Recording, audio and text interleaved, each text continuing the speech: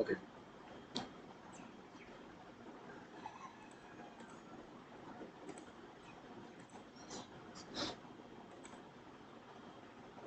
আচ্ছা আমরা আগের দিন মেল্টিং পয়েন্ট বয়েলিং পয়েন্ট নিয়ে আলোচনা করছিলাম, মানে অ্যাপ্লিকেশন অফ ফ্যাজান্স রুল, এটাকে আলোচনা করতে গিয়ে আমরা মেল্টিং পয়েন্ট বয়েলিং পয়েন্টের উপর কিভাবে এফেক্টেড হয় সেটা ডিসকাস করছিলাম, তাই না?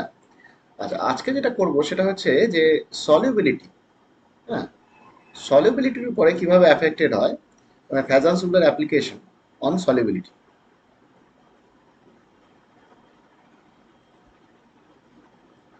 সলিউবিলিটি, ওকে।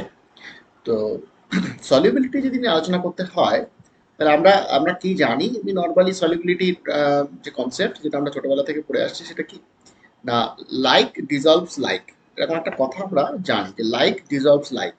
এই কথাটার মানে কি, same type of substance same type of সলভেন্টের মধ্যে ডিজলভ হয়। ঠিক আছে, তার মানে লাইক ডিজলভস লাইক মানে একই রকম যদি বা একই প্রকৃতির সাবস্টেন্স একই প্রকৃতির সলভেন্টের মধ্যে ডিজলভ হয়, মানে কি, মানে হচ্ছে আমরা যদি নন পোলার পোলার টার্মসের ব্যাপারটাকে বলি, তাহলে কি দাঁড়ায়, তা একই প্রকৃতির সাবস্টেন্স একই টাইপ অফ, মানে একই প্রকৃতির সলভেন্টের মধ্যে ডিজলভ হয়, এটার মানে হলো যদি ধরো নন পোলার সাবস্টেন্স হয়, তাহলে সে কোন ধরনের সলভেন্টে ডিজলভ হবে, নন পোলার সলভেন্ট, নন পোলার সলভেন্টে ডিজলভ হবে। বেশ, তাহলে ঠিক সিমিলারলি যদি পোলার সাবস্টেন্স হয়, তাহলে পোলার সলভেন্টে ডিজলভ হবে। হ্যাঁ, তাহলে পোলার সাবস্টেন্স বলতে কি, পোলার সলভেন্ট বলতে কি বোঝায়, পোলার সলভেন্ট বলতে বোঝায় যার ডাইপোল মোমেন্ট আছে, মানে ধরো জল, হ্যাঁ, অ্যামোনিয়া, এই ধরনের যাদের ডাইপোল মোমেন্ট আছে তারা হচ্ছে পোলার। আর নন পোলার সাবস্টেন্স যাদের ডাইপোল মোমেন্ট অলমোস্ট জিরো, যেমন ধরো বেনজিন, হ্যাঁ, CCl4, এই ধরনের যে সলভেন্টগুলো আছে, সেখানে যে মলিকিউলগুলো আছে সেই মলিকিউলগুলো ডাইপোল মোমেন্ট, নেট ডাইপোল মোমেন্টটা টেন্স টু জিরো। আচ্ছা, এইবার ব্যাপারটা হচ্ছে যে তাহলে আমরা বলছি কি লাইক ডিজলভস লাইক, মানে এটা কি, তার মানে পোলার সলভেন্ট লাইক ওয়াটার, অ্যামোনিয়া, এরা সবসময় ডিজলভ করবে কাদেরকে, এরা ডিজলভ করে হচ্ছে পোলার সাবস্টেন্সকে, মানে যাদের মধ্যে ডাইপোল মোমেন্ট আছে, তাই তো, এরকম ভাবে। এবার আর যাদের মধ্যে ডাইপোল মোমেন্ট নেই, মানে পোলার নয়, তারা কি হবে, নন পোলার সলভেন্টে ডিজলভ হবে। আচ্ছা, এইবার আমাদের যে যে জায়গাটা আমরা আলোচনা করছি বর্তমানে, সেটা হচ্ছে ফ্যাজান্স রুল। ফ্যাজান্স রুল অ্যাকচুয়ালি ওই পোলারাইজিং পাওয়ার আর পোলারাইজেবিলিটি নিয়ে গতদিন যে আলোচনাটা চলছিল, সেখানে তুমি বুঝতেই পারছো যে পোলারাইজ করা মানেটা কি। পোলারাইজ করা মানে, তার মানে অ্যাকচুয়ালি একটা আয়নিক বন্ডের মধ্যে কোভ্যালেন্সি অ্যারাইজ করা, তাই না? তো আয়নিক বন্ডের মধ্যে কোভ্যালেন্সি অ্যারাইজ করা মানে, তার মানে অ্যাকচুয়ালি কি দাঁড়ায় সেখানে হচ্ছে যে আয়োনিসিটিটা ডিক্রিজ করে, তাই না? আয়নিক বন্ডের মধ্যে যদি কোভ্যালেন্সি অ্যারাইজ করে, তাহলে আয়োনিসিটিটা ডিক্রিজ করে। আর আয়োনিসিটি ডিক্রিজ করা মানেটা কি, ইলেকট্রোস্ট্যাটিক ফোর্সটা ডিক্রিজ করে। এবার ইলেকট্রোস্ট্যাটিক ফোর্সটা চার্জের সঙ্গে রিলেটেড, তাহলে চার্জটা ডিক্রিজ করে, তাহলে পোলারিটিটা ডিক্রিজ করে। তাহলে পোলারিটি যদি ডিক্রিজ করে, তাহলে সলিউবিলিটি কোন সলভেন্টে বেশি, মানে সলিউবল হতে চাইবে সেক্ষেত্রে,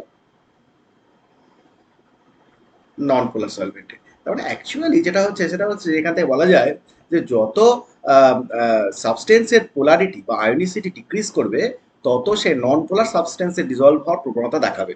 উল্টো দিকে বলা যায় যে যত তোমার আয়োনিসিটি ডিক্রিজ করবে বা পোলারিটি, সরি, কোভালেন্সি ইনক্রিজ করবে, তত তার কি হবে, পোলার সলভেন্টে ডিজলভ হওয়ার প্রবণতা ডিক্রিজ করবে।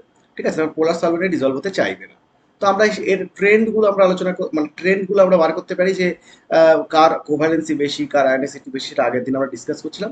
তো তার উপর বেস করে আমরা সলিবিলিটিও আমরা কম্পেয়ার করতে পারি আর কি। ঠিক আছে, তো আমরা এই জিনিসটা নিয়ে আজকে আলোচনা করবো আর কি, সলিবিলিটি। তাহলে সলিবিলিটিতে আমরা কি জানি, যে আমরা জানি যে dissolves like dissolves like। তাহলে আমরা প্রথমে লিখে নিই যে উই নো, ইন্ট্রোডাকশন হিসেবে লিখে দিই, we know that that like dissolves like, তাই না, like dissolves like, okay, that is polar compound,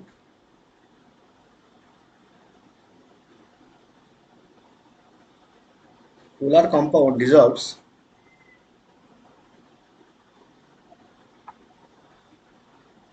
in polar solvent,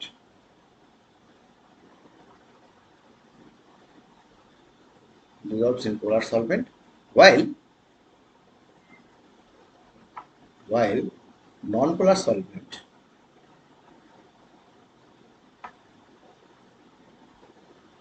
non-polar solvent, sorry, non-polar substance by non-polar compounds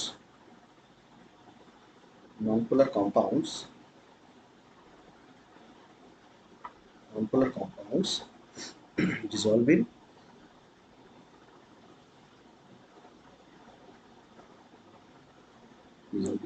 non-polar solvents.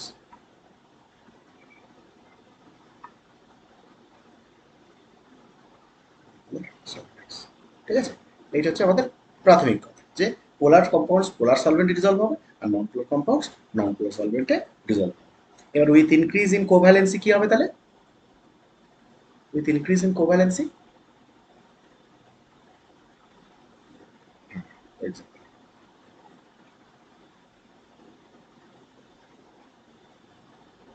Exactly, তাহলে কি হবে না, with increase in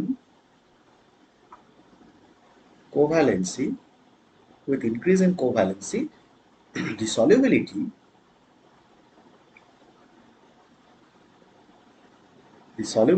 of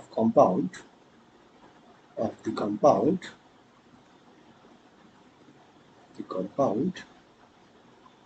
increases in nonpolar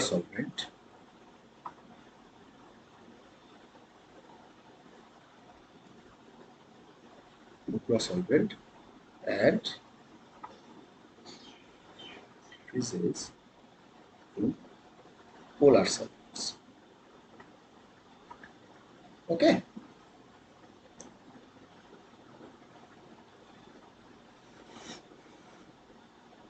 ঠিক আছে।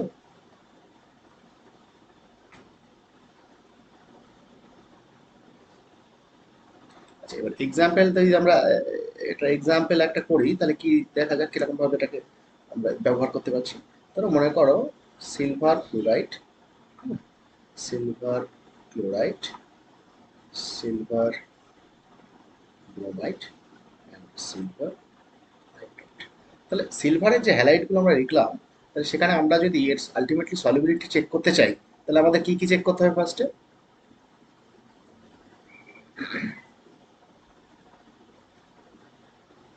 হ্যাঁ, তার মানে এখানে অ্যানায়নটা ডিফারেন্ট আছে, তাহলে অ্যানায়নটা এখানে আমাদের কম্পেয়ার করতে হবে। তাহলে এখানে আমাদের সাইজ অফ অ্যানায়ন হবে, সাইজ অফ অ্যানায়ন সেটা কি দাঁড়াচ্ছে? ফ্লুরাইড, তারপর হচ্ছে ক্লোরাইড তার থেকে বড়, ব্রোমাইড তার থেকে বড়, অ্যান্ড আয়োডাইড সব থেকে বড়। এটা যদি হয় তাহলে এখানে পোলারাইজিং পাওয়ার নাকি পোলারাইজেবিলিটি? কারণ অ্যানায়ন, পোলারাইজেবিলিটি সেটা ফ্লুরাইডের সবচেয়ে কম, তারপর ক্লোরাইডের, তারপর ব্রোমাইডের। এটা যদি পোলারাইজেবিলিটি হয় তাহলে কি হবে? কোভ্যালেন্সি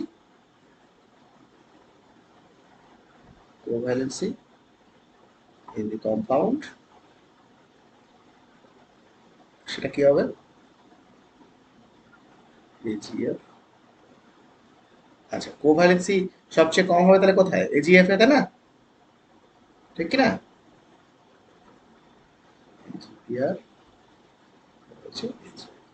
ঠিক আছে, তাহলে এটা যদি কোভ্যালেন্সি হয় তাহলে সলিবিলিটি আমরা জানি, আমরা আগেই লিখেছি with increase in covalency solubility of the compound কি পোলার সলভেন্টে কি হবে? পোলার সলভেন্টে কমে যাবে।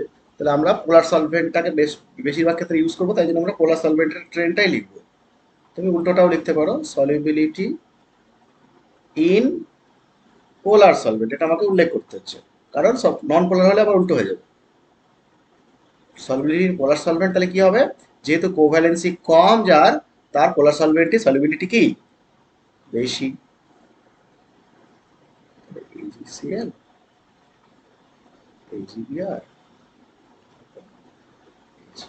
ওকে, বুঝতে পেরেছ? ওকে,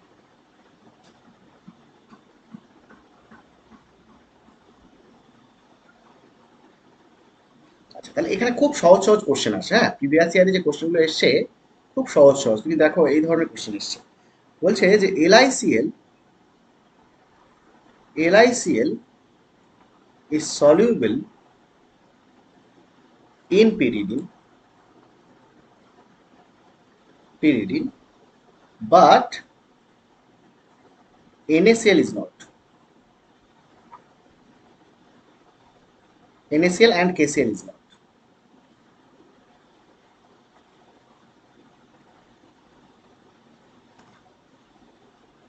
করা যাবে দেখো তো, মিলছে ট্রেন্ড মানে আমাদের যে থিওরি তার সঙ্গে মিলছে তো। তাহলে এখানে LiCl আর NaCl এর মধ্যে তাহলে মানে কোভ্যালেন্সি কার বেশি? LiCl। তাহলে LiCl মোর কোভ্যালেন্ট, তাহলে এর সলিবিলিটি সবসময় অর্গানিক সলভেন্টে কি হবে? বেশি হবে। হ্যাঁ আর NaCl আর KCl যেহেতু ওর তুলনায় আয়নিক, তাহলে সেক্ষেত্রে এদের সলিবিলিটিটা অর্গানিক সলভেন্টে কম হবে বা না হবে না, এরকম আর কি ব্যাপার। নেক্সট আরেকটা বলছে যে FeCl3 is soluble in organic solvent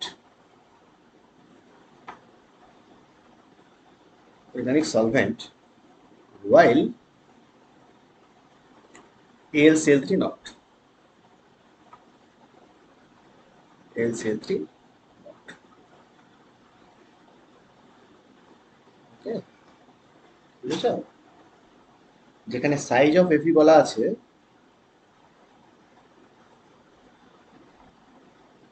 হচ্ছে 126 পিকোমিটার,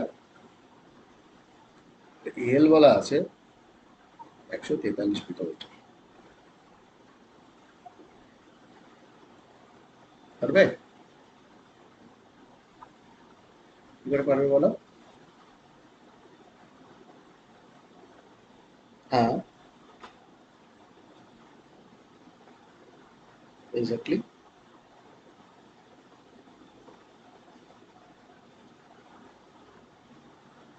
ভেরি গুড। তাহলে এটা হচ্ছে নর্মাল, একদম কিছুই নেই এটাতে, খুব মানে এই ধরনের কোশ্চেনগুলোই থাকে আর কি। হ্যাঁ, তাহলে আর একটা কোশ্চেন লেখো। মানে সবগুলোতেই তোমার কোশ্চেনে অ্যান্সার লিখতে গেলে এই প্রথমের এই পার্টটা তোমার জন্য কমন, এই পার্টটা সবার জন্য কমন। এইটা লিখে নেওয়ার পরে তারপর তোমার যে কোশ্চেনটা দিচ্ছে সেটাকে জাস্ট কম্পেয়ার করে দাও, পারা যাবে তো, যেমন অন্যান্য ক্ষেত্রে আমরা করেছি।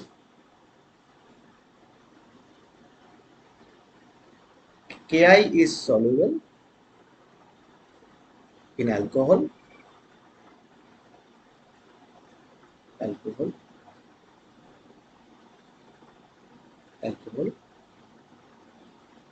whereas KCl is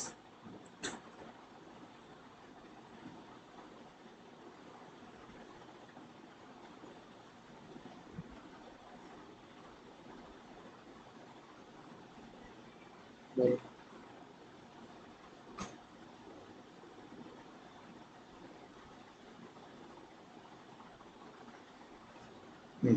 মোর পোলার যেগুলো। বলো। বলো।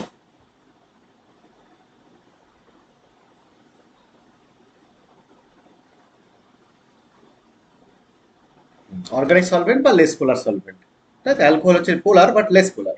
হ্যাঁ, তো লেস পোলার সলভেন্টে ডিজলভ হবে কারা? যারা লেস পোলার সাবস্টেন্স। কেআই হচ্ছে লেস পোলার সাবস্টেন্স মানে কোভ্যালেন্ট, তো সে অ্যালকোহলে যাবে, মানে একই রকম ট্রেন্ড আর কি। হ্যাঁ, তাহলে এই ধরনের কোশ্চেন অ্যান্সার করে করা যাবে তো।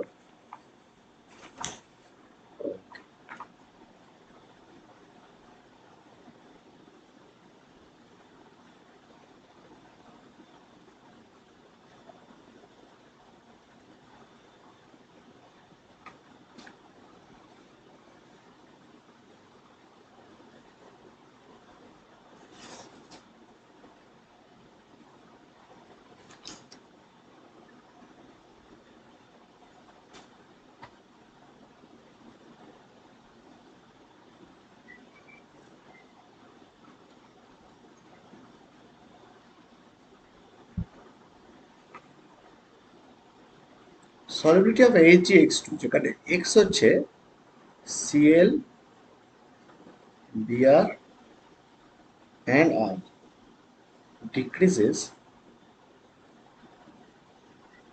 from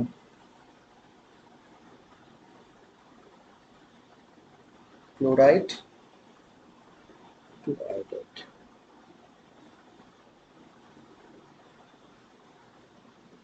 বলো দেখি।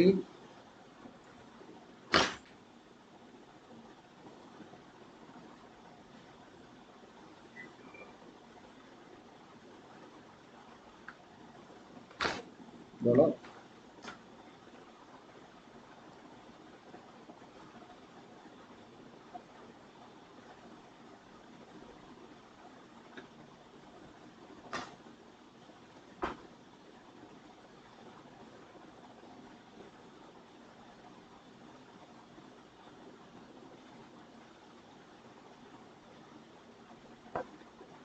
আচ্ছা, এখানে তো সলিউবিলিটি অফ HgX2 বলেছে, কিন্তু কিসের সলিউবিলিটি সেটা কি বলেছে? অর্গানিক সলভেন্ট বা আগের কোশ্চেনগুলোতে দেখো অর্গানিক সলভেন্ট টলভেন্ট বলেছে, এখানে তো কিছুই বলেনি। তাহলে তুমি কিসের সলিউবিলিটির কথা বলছো? ডিক্রিজেস অর্গানিক অর মানে পোলার?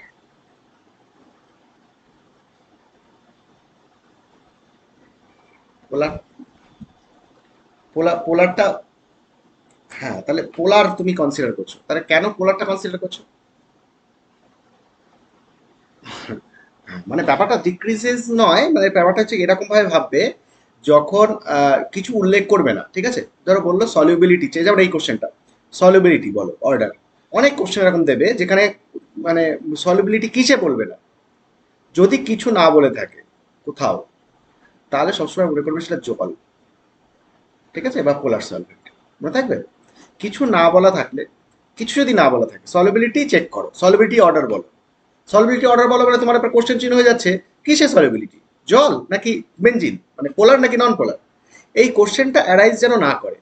কিছু যদি উল্লেখ না করে, কোনো সলভেন্ট যদি উল্লেখ না করে, তাহলে সবসময় সেটাকে জল ধরে নেবে, ঠিক আছে?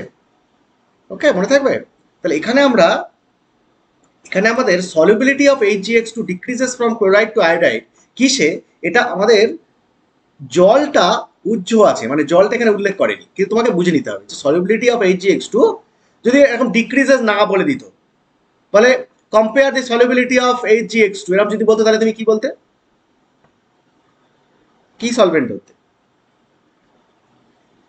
Compare thee solubility of HgX2, সে জলই, জল। হ্যাঁ, একদমই। তার মানে তোমাকে যদি কিছু না বলে দেয়, তাহলে তোমাকে সবসময় সলভেন্টটাকে জল ধরতে হবে, কোনো সলভেন্ট যদি উল্লেখ না করে, তাহলে জল ধরতে হবে, ঠিক আছে? এটা যেন মাথায় থাকে।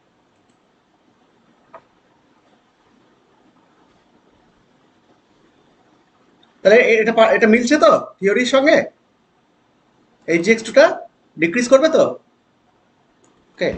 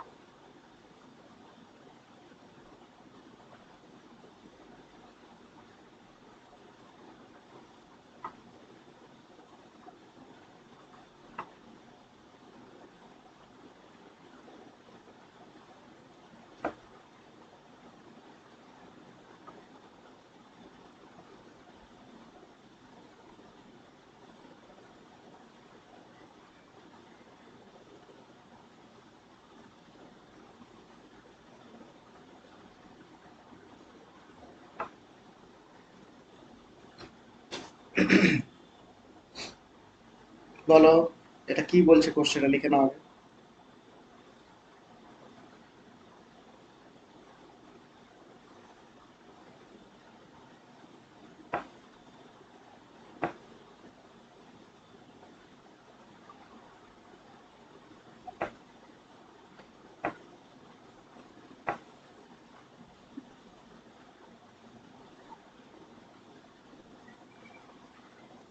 না, ভোলাটিলিটি মানে উদ্বায়িতা, মানে উদ্বায়ী কতটা, উদ্বায়ী এবং কপ্পু ভোলাটাইল উদ্বায়ী।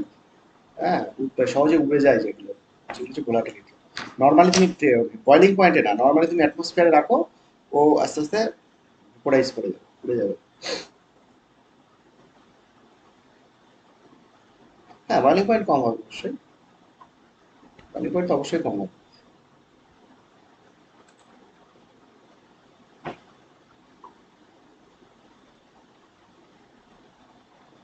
কি বেশি হবে? সব ভোলাটিলিটি। হুম, মানে বয়লিং পয়েন্ট পর্যন্ত তোমার যাওয়ার দরকার নেই, তুমি দেখো যে ইন্টারমলিকুলার মানে বন্ডের মধ্যে ইন্টারাকশনটা কেমন আছে।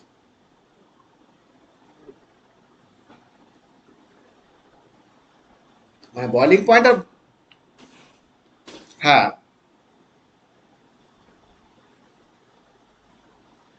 হ্যাঁ, মোর কোভালেন্ট হলে ইন্টারাকশন কম। ইন্টারাকশন কম হলে কি হবে? কম হবে। হ্যাঁ, মানে যত ইন্টারাকশন কম, তাহলে সহজে সে একটা একটা থেকে ছেড়ে বেরিয়ে যাবে। ছেড়ে যদি বেরিয়ে যায় তাহলে কি হবে, তার ভোলাটিলিটি বেশি না, সহজে উদ্বায়ী। হ্যাঁ, তার মানে তুমি বয়লিং পয়েন্টটা যেভাবে বিচার করো আর কি, বয়লিং পয়েন্টটা যেভাবে তুমি জাস্টিফাই করো, ঠিক সেম ওয়েতে করতে হবে। তার মানে এখানে যত কোভ্যালেন্সি বেশি তত ভোলাটিলিটি কি বেশি। ওকে, অর্গানিক কম্পারেটিভ সলিবিলিটি বেশি। তাহলে এখানে এখানে আমাদের দুটো কোশ্চেন দিয়েছে একসঙ্গে। তাহলে এখানে সলিবিলিটি নিয়ে তো কোনো কোশ্চেন নেই, মানে তোমাদের জিজ্ঞাসা থাকার কথা নয়। কারণ সলিবিলিটি ইন অর্গানিক সলভেন্ট যখন বলে দিয়েছে, তো আমাদের চেক করতে হবে কোভ্যালেন্সি বেশি কার। তাহলে তোমার যদি কোভ্যালেন্সি চেক করা হয়, তাহলে কোভ্যালেন্সি কার বেশি? বলো, প্রথমটা কোশ্চেনটার বলো। এলআইসিএল গ্রেটার দ্যান কেসিএল, এটা তো নিশ্চয়ই বুঝতে পারছো। আচ্ছা, এক নম্বর এটা, আর দু নম্বরের কোশ্চেনটা কি হবে? কি টিআইসিএল টু না টিআইসি, কোনটা হবে? টিআইসিএল ফোর গ্রেটার দ্যান টিআইসি। তাহলে এইটা যদি অর্ডার হয়, তাহলে এখন এখান থেকে তাহলে কোভ্যালেন্সির অর্ডার থেকে আমরা বলতে পারি যে যত, আমরা জাস্ট হেন্স দিচ্ছি এখানে, তুমি ভালো করে লিখবে খাতায় পরে। তাহলে কোভ্যালেন্সি যদি এই হয় তাহলে কি হবে? প্রথমত হচ্ছে ভোলাটিলিটি। প্রথমে আমি দেখি যে কোভ্যালেন্সি বাড়লে কি কি বাড়ে। কোভ্যালেন্সি যদি বাড়ে, তাহলে তোমার সলিউবিলিটি ইন অর্গানিক সলভেন্ট, সেটা কি হবে?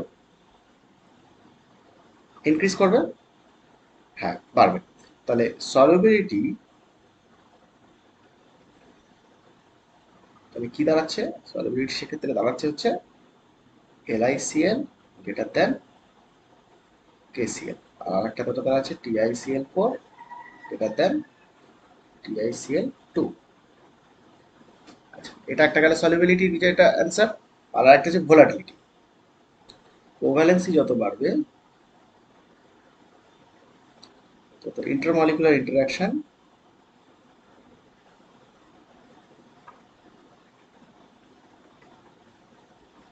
তত কমবে, ভোলাটিলিটি তত বাড়বে। তাহলে এটা যদি আমাদের ব্যাখ্যা হয়, তাহলে আলটিমেটলি তাহলে ভোলাটিলিটি কি অর্ডার কি দাঁড়াচ্ছে?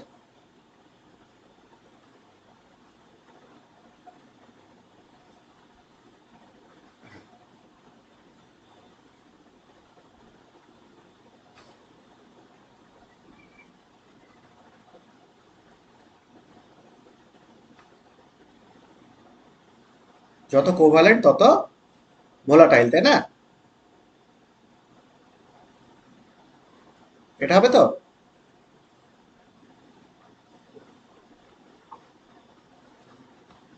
একই অর্ডার, ঠিক আছে। পারা যাবে, তাহলে গুছিয়ে লিখতে পারবো তো এটা।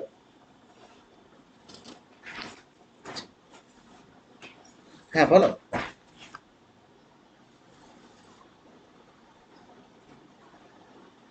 সব অর্গানিক,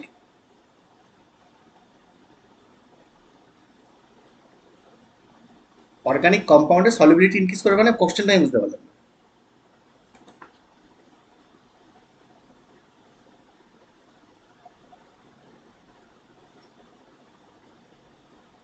কিসে?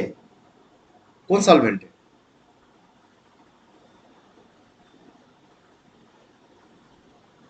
হ্যাঁ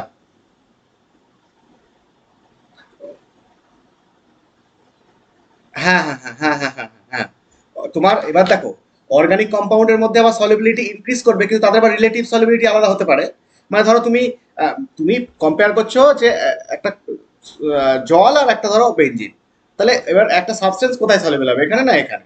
তাহলে সেটা ডিপেন্ড করবে তার কোভ্যালেন্সির উপরে।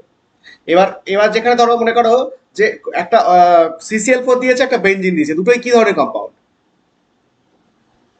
CCl4 আর বেঞ্জিন, দুটোই দুটোই হ্যাঁ দুটোই নন পোলার। এবার একটা নন পোলার সাবস্টেন্স আছে, তাদের মধ্যে যদি কম্পেয়ার করো তখন আবার কিসের উপর ডিপেন্ড করবে? তখন তাদের আবার রিলেটিভ ইয়ের উপর ডিপেন্ড করবে, মানে ডাইইলেকট্রিক কনস্ট্যান্টের উপরে। সেইগুলো তোমাদের কখনো দেবে না যে দুটো অর্গানিক কম্পাউন্ডের মধ্যে কার বেশি হবে কম হবে, এটা দেবে না। সবসময় দেবে যে অর্গানিক কম্পাউন্ডের সলিবিলিটি আর নন নন অর্গানিক মানে নন পোলার পোলার সলভেন্টের সলিবিলিটি। যে যখনই তোমার অর্গানিক সলভেন্ট উল্লেখ করবে, সবসময় তোমার কোভ্যালেন্সি বাড়লেই সলিবিলিটি অর্গানিক সলভেন্টে বেড়ে যাবে। বুঝতে পারছো? তুমি যে কোশ্চেনটা বলেছো সেটার উত্তর তো নাকি? হ্যাঁ, মানে যে কোনো তোমার অর্গানিক সলভেন্ট যদি দেয়, তুমি সবসময় নন পোলার হলেই বা লেস পোলার হলেই সেখানে সলিবিলিটি বেশি হয়ে যাবে। ক্লিয়ার? ওকে।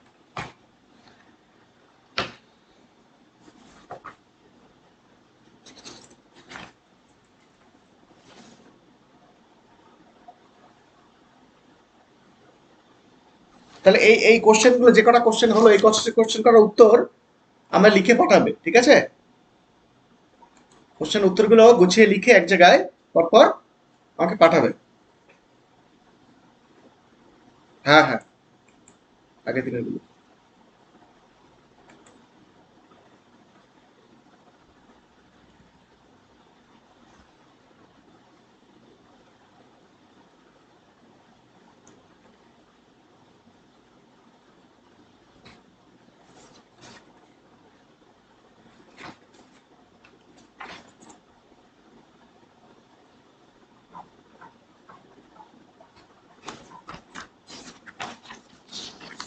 আচ্ছা, এবার আমরা একটা হেডিং দাও আমাদের,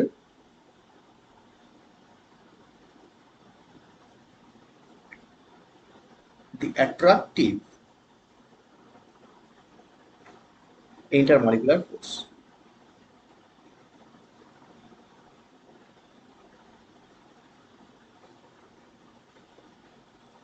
প্রসেস, এটা হেডিং, দি অ্যাট্রাকটিভ ইন্টারমলিকুলার ফোর্সেস।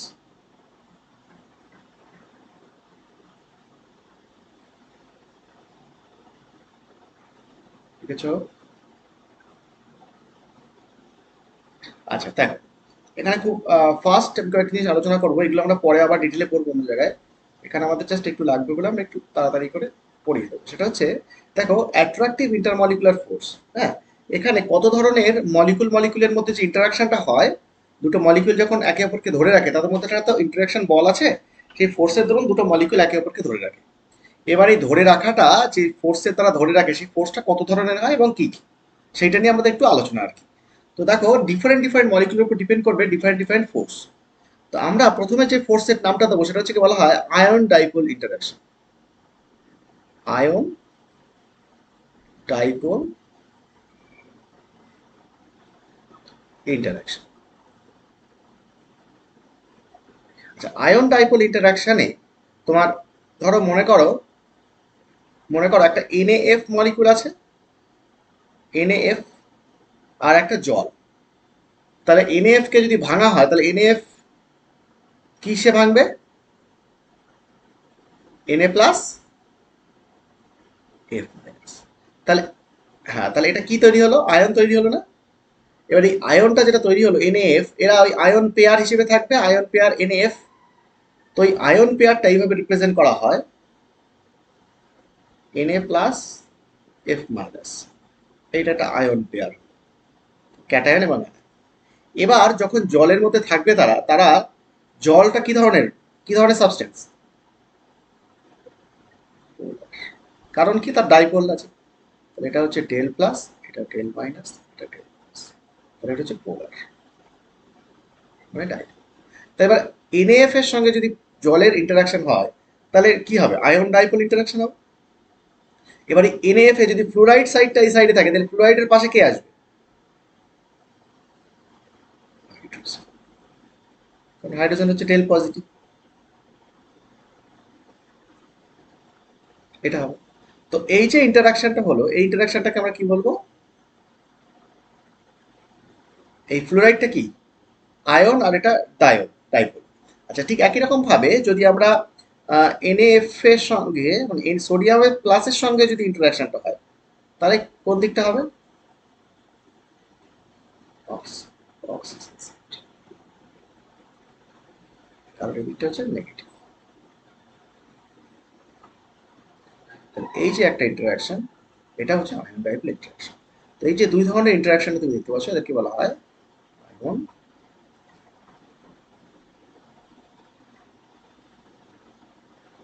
আয়ন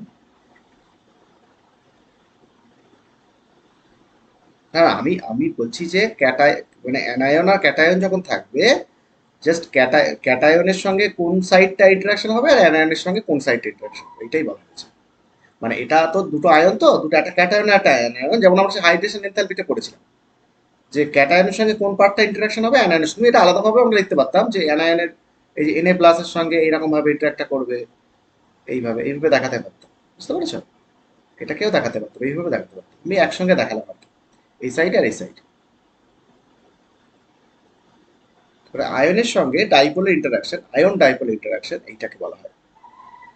তার মানে তোমার যে ইন্টারাকশনটা হবে সেটা between ion and dipole. Similarly 2 নম্বর যদি আমি আর একটা টাইপ অফ ইন্টারাকশন যদি দেখাই, সেটাকে বলা হয় ডাইপোল ডাইপোল ইন্টারাকশন। সেখানে কারা কারা কোন ধরনের স্পিসিস পার্টিসিপেট করবে কি মনে হয়?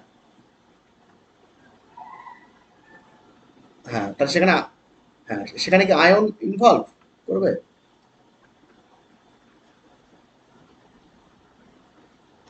হ্যাঁ, তাহলে আয়ন ডাইপোল হয়ে যাবে সেটা। সেটা তাহলে আয়ন ডাইপোল হয়ে যাবে। তাহলে ডাইপোল ডাইপোল মানে দুটো স্পিসিস, তারা দুজনেই ডাইপোলার, তাই তো? তাহলে তার বেস্ট এক্সাম্পল কি? জল, তাই না? জল একটা, আর আরেকটা মনে করো HF। তাহলে HF এর কি হবে? এদিকটা হচ্ছে ডেল মাইনাস, এদিকটা ডেল প্লাস, তাই না? আচ্ছা, জলের এদিকটা ডেল মাইনাস, এদিকটা ডেল প্লাস। তাহলে এদের মধ্যে ইন্টারাকশনটা যেটা হবে, এটা কি ধরনের ইন্টারাকশন? তাহলে এটা একটা ডাইপোল ডাইপোল ইন্টারাকশন হয়ে গেল। তার মানে এখানে এই একটা স্পিসিস আর এই একটা স্পিসিস, এই দুটো স্পিসিসের মধ্যে ডাইপোল ডাইপোল ইন্টারাকশন আমরা দেখতে পাচ্ছি। সিমিলারলি আমি আরেকটা দেখাই যে HF এর সঙ্গে জলের ফ্লুরাইড সাইডটা কিভাবে ইন্টারাক্ট করে। এটা যদি হয় তাহলে জলের কোন সাইডটা দিয়ে অ্যাট্রাক্ট করবে? এই সাইডটা। হাইড্রোজেন হচ্ছে dead positive, এটা হচ্ছে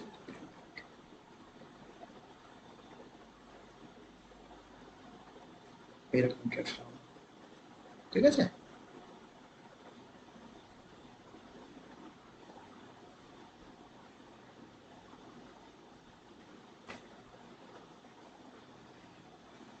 তাহলে এটাকে আমরা কি বলবো?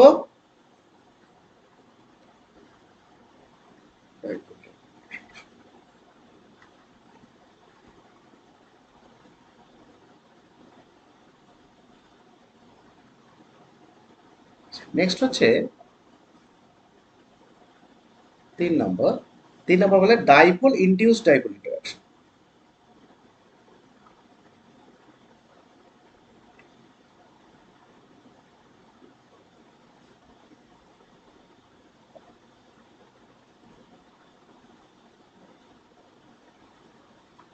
ইনডিউস বা ইন্ডাকশন মানে এটা কি? তার বাংলায় কি বলে?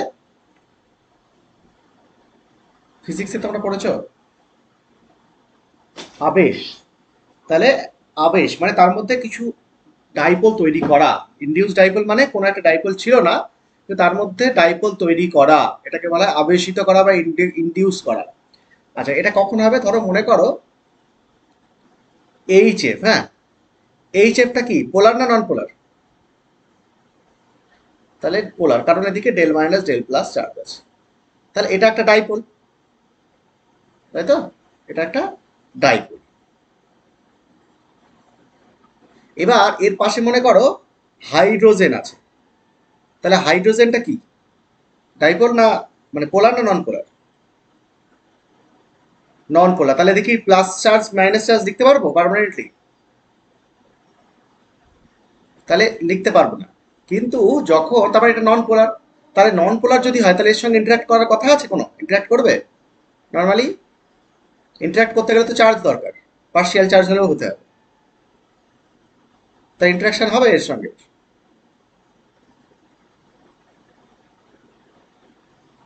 না, নর্মালি ইন্টারাকশন হতে পারে না, তাই তো? মানে এর চার্জ আছে, এর তো চার্জ নেই। হ্যাঁ, তাই ডিসচার্জ মলিকুল তো মানে তো ইন্টারাক্ট করতে পারবে না। এবার কি হয়, দেখা যায় যে এদের মধ্যে ইন্টারাকশন হয়, একটা উইক ইন্টারাকশন হয়। কিরকম উইক ইন্টারাকশন হয়? যখন এই এইচ এফ মলিকিউলটা এর পাশে আসে, হ্যাঁ, হাইড্রোজেনের পাশে আসে, যেহেতু এই জায়গাটায় ডেল নেগেটিভ চার্জ আছে, মানে ইলেকট্রন রিচ আছে, ও কি করে এই বন্ডের যে ইলেকট্রনটা আছে না, এই বন্ডের ইলেকট্রনটাকে দূরে পাঠিয়ে দেয় রিপালশন করে, এইদিকে দূরে পাঠিয়ে দেয়, যেহেতু এর কাছে এলো দূরে পাঠিয়ে দিয়ে কি করে, এদিকে যদি পাঠিয়ে দেয় তাহলে এদিকে ডেল মাইনাস চার্জ তৈরি হলে এদিকে কি তৈরি হবে? ডেল প্লাস চার্জ তৈরি হবে না? তারপরে এই মলিকুলটা এইচ এফ মলিকুলটা যখনই এইচ টু এর কাছাকাছি আসে, তখন এইচ টু এর বন্ডেড ইলেকট্রনটার সঙ্গে রিপালশন করে ওকে দূরে পাঠিয়ে দেয়। ফলে তার কাছের যে হাইড্রোজেনটা আছে সেটাকে পজিটিভ করে দেয় আর দূরেরটাকে নেগেটিভ করে দেয়। এবার এই যে del plus del minus charge হলো, এই ডেল প্লাস ডেল মাইনাস চার্জটা কি পার্মানেন্ট? যদি এইচ এফটা যদি এর পাশ থেকে সরিয়ে নিই তাহলে কি হবে? তাহলে আবার আগের অবস্থায় ফিরে আসবে, মানে আবার এইরকম নিউট্রাল চলে আসবে, এরকম চলে আসবে। তাহলে যখনই ওকে ওর পাশে নিয়ে আসবো তখনই তুমি এই চার্জটা তৈরি করতে পারবে। তার মানে এটা হচ্ছে আবেশিত হলো এর ভেতরে। তাহলে এই ডাইপোলটা যেটা তৈরি হচ্ছে এটাকে বলা হয় ইনডিউসড ডাইপোল। Induced dipole. তাহলে মানে ইনডিউসড ডাইপোল যেটা তৈরি হলো, এই ইনডিউসড ডাইপোলের সঙ্গে পার্মানেন্ট ডাইপোলের একটা ইন্টারাকশন, এই এইটাকে বলা হবে ডাইপোল ইনডিউসড ডাইপোল ইন্টারাকশন। তাই ডাইপোল ইনডিউসড ডাইপোল ইন্টারাকশনে কারা কারা পার্টিসিপেট করে? একটা পোলার আর একটা,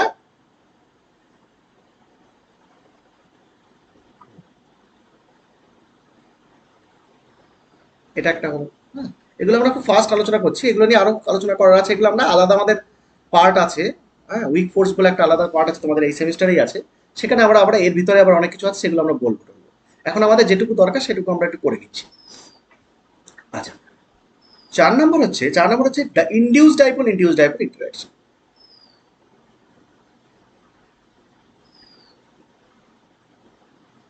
ইনডিউস ডাইপোল ইন্টারাকশন।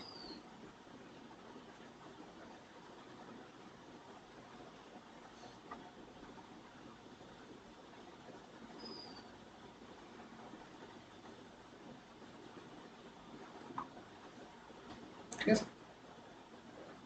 আচ্ছা, এই আবার কেমন জিনিস ইনডিউস ডাইপোল? তাহলে এখানে দুটোই হচ্ছে নন পোলার স্পিসিস, দুটোই নন পোলার, ধরো দুটোই হাইড্রোজেন। এবার দেখো, হাইড্রোজেন প্রকৃতিতে কি অবস্থা এক্সিস্ট করে?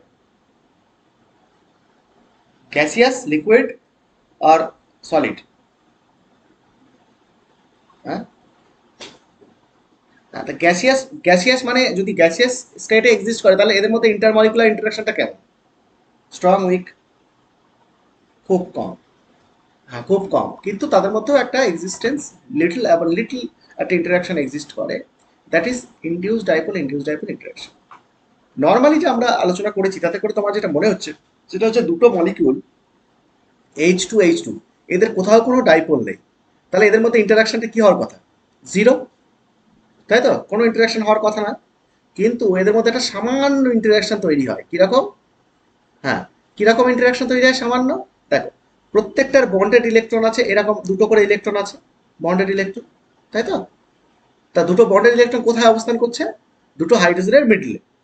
এবার কি হয়, ডিউরিং এই যে ইলেকট্রন পেয়ারটা আছে, এই ইলেকট্রন পেয়ারটা আমাদের নর্মাল থার্মাল টেম্পারেচার কেটিতে এই বন্ডেড ইলেকট্রনগুলো অলওয়েজ কি মোশনে থাকে, একটা ভাইব্রেটিং মোশনে থাকে না?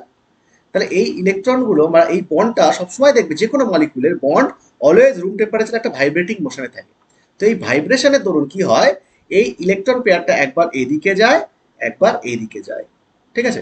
তো একবার এদিকে যায় একবার এদিকে যদি যায়, যখন মনে করো রাইট সাইডে যাচ্ছে ইলেকট্রনটা, তখন সেই ফ্র্যাকশন অফ টাইমের মধ্যে এখানে কোন চার্জ তৈরি হচ্ছে, ডেল কত, মাইনাস না প্লাস, ডেল নেগেটিভ।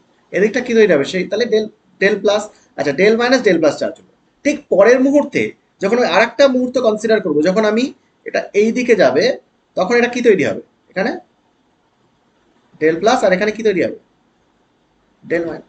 তার মানে এটা কন্টিনিউয়াসলি, হ্যাঁ কন্টিনিউয়াসলি যখন বন্ডের ইলেকট্রনটা একবার বাম দিকে একবার ডান দিকে ভাইব্রেট করছে, তখন প্রতি মুহূর্তে তার ডাইপোলটা চেঞ্জ হচ্ছে না?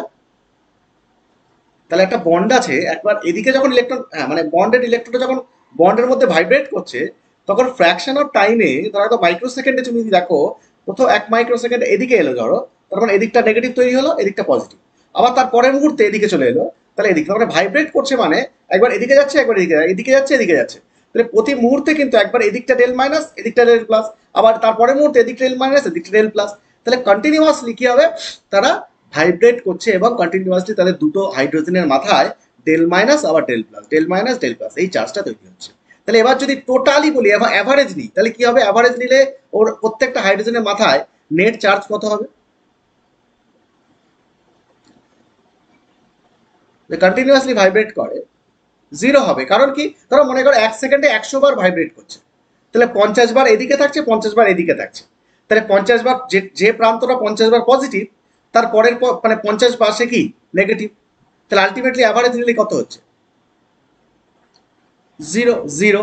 তাহলে আলটিমেটলি কিন্তু অ্যাজ এ হোল যদি বলা হয় হাইড্রোজেন মলিকুল কি ডাইপোল, তাহলে তুমি কি বলবে, ডাইপোল নয়, কারণ নেট চার্জ তাদের অলওয়েজ জিরো।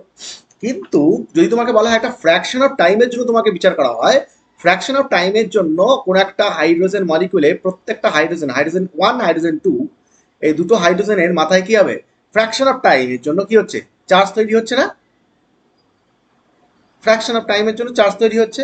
তাহলে খুব ফ্র্যাকশন অফ টাইমের মধ্যে তার মধ্যে একটা ডাইপোল ক্রিয়েট হচ্ছে, তার পরের মুহূর্তে আবার ডাইপোল ক্রিয়েট হচ্ছে কিন্তু অপোজিট, আবার তারপরের মুহূর্তে আবার তার অপোজিট, তার অপোজিট, তার অপোজিট, তার মানে অল টাইম একটা ডাইপোল অলওয়েজ তৈরি হচ্ছে due to the bond vibration. কিন্তু অ্যাজ এ হোল যদি বলি, তাহলে হচ্ছে আমরা বলবো যে ওটা ডাইপোল নয়, ওটা হচ্ছে একটা নন পোলার স্পিসিস। এবার তুমি খেয়াল করো, কোন একটা পার্টিকুলার মোমেন্টে তার মানে সবসময় তার মধ্যে একটা ডাইপোল ক্রিয়েট হচ্ছে, একবার এটা একবার এটা, তাই না? মুহূর্তে মুহূর্তে এটা চেঞ্জ হচ্ছে, তো বুঝতে পারছো? আচ্ছা, এবার দেখো যখনই এই যে হাইড্রোজেনটা যখনই ডেল মাইনাস ডেল প্লাস এই সিচুয়েশনটা তৈরি করেছে, এবার এর পাশে একটা হাইড্রোজেন আছে মনে করো, তাহলে এর পাশে যে হাইড্রোজেনটা আছে, এ কি করবে, ওকে কি করবে, ইন্ডিউস করবে না? ও ওকে যদি ইন্ডিউস করে, কারণ এর নেগেটিভ চার্জ এই প্রান্ত আছে, তাহলে এর পাশে যে হাইড্রোজেনটা আছে ও কি করবে, ডেল প্লাস করে দেবে না, যেমন আগেরটাই হচ্ছে, হ্যাঁ। তাহলে এদিকটা ডেল মাইনাস হয়ে গেল, ডেল মাইনাস। আচ্ছা হ্যাঁ বলো, কোনটা, মানে এই যে ধরো একটা বন্ড, তাই তো, একটা ধরো আমি তোমাকে দেখাচ্ছি, ধরো এই বন্ডটা তুমি দেখতে পাচ্ছ তো, হাইড্রোজেন হাইড্রোজেন বন্ডটা, ধরো ধরো এটা একটা হাইড্রোজেন হাইড্রোজেন বন্ড, ঠিক আছে? তাহলে হাইড্রোজেন হাইড্রোজেন বন্ড যদি হয়, তাহলে এর বন্ডেড ইলেকট্রনটা কোথায় আছে, বন্ডেড ইলেকট্রন পেয়ারটা দুটো হাইড্রোজেনের মাঝখানে এরকম জায়গায় আছে। এবার আমরা কি বলছি, নর্মাল যে আমাদের থার্মাল টেম্পারেচার কেটি মানে রুম টেম্পারেচার, সেই রুম টেম্পারেচারে যে কোনো বন্ড অলওয়েজ ভাইব্রেটিং মোশনে থাকে। তাহলে তাদের বন্ড ভাইব্রেশন, যেটা তোমরা ওই আইআর স্পেকট্রোস্কোপিতে করবে, তো এই যে বন্ডটা সবসময় ভাইব্রেট করছে, তাহলে বন্ড ভাইব্রেট করছে মানে এই বন্ডের ইলেকট্রনটা এদিকে শিফট করছে দুই হাইড্রোজেনের মাঝখানে, এ দ্বারা এইভাবে এইভাবে তারা মুভ করছে। তাহলে এই যদি মুভ করে কন্টিনিউয়াসলি, তাহলে সে একবার এদিকে যাচ্ছে একবার এদিকে যাচ্ছে, তো হ্যাঁ। তা যদি এবার দুই প্রান্তে কি আছে, দুটো হাইড্রোজেন আছে, এবার এই দিকে যদি শিফট করে, তাহলে ইলেকট্রনটা কার ভাগে বেশি গেল, এই দিকে, তাহলে এই হাইড্রোজেনের মাথায় ডেল মাইনাস চার্জ তৈরি হবে ওই মুহূর্তে, আর অপোজিট হাইড্রোজেনের মাথায় তখনই কি তৈরি হবে, ডেল প্লাস। আবার ওই ইলেকট্রনটা পরের মুহূর্তেই আবার এদিকে চলে এসছে, ভাইব্রেশন হচ্ছে তো, তাহলে এই মুহূর্তে যা আবার এদিকে চলে এলে যখন কি হবে, এদিকটা কি তৈরি হবে, ডেল প্লাস। তাহলে এটা কন্টিনিউয়াসলি ইন্টারচেঞ্জ হচ্ছে এইভাবে, তাই না? তাহলে কন্টিনিউয়াসলি ইন্টারচেঞ্জ হয়ে যাওয়া মানে একবার যে প্রান্ত ডেল প্লাস হচ্ছে পরের মুহূর্তে সেই প্রান্ত কি হয়ে যাচ্ছে, চেঞ্জ হয়ে যাচ্ছে, ডেল মাইনাস হয়ে যাচ্ছে। আবার যে প্রান্ত ডেল মাইনাস ছিল পরের মুহূর্তে ডেল প্লাস হয়ে যাচ্ছে।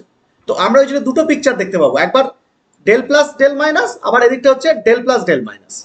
ওকে, তো দুটো ছবি আমরা এঁকেছি, দেখতে পাচ্ছ?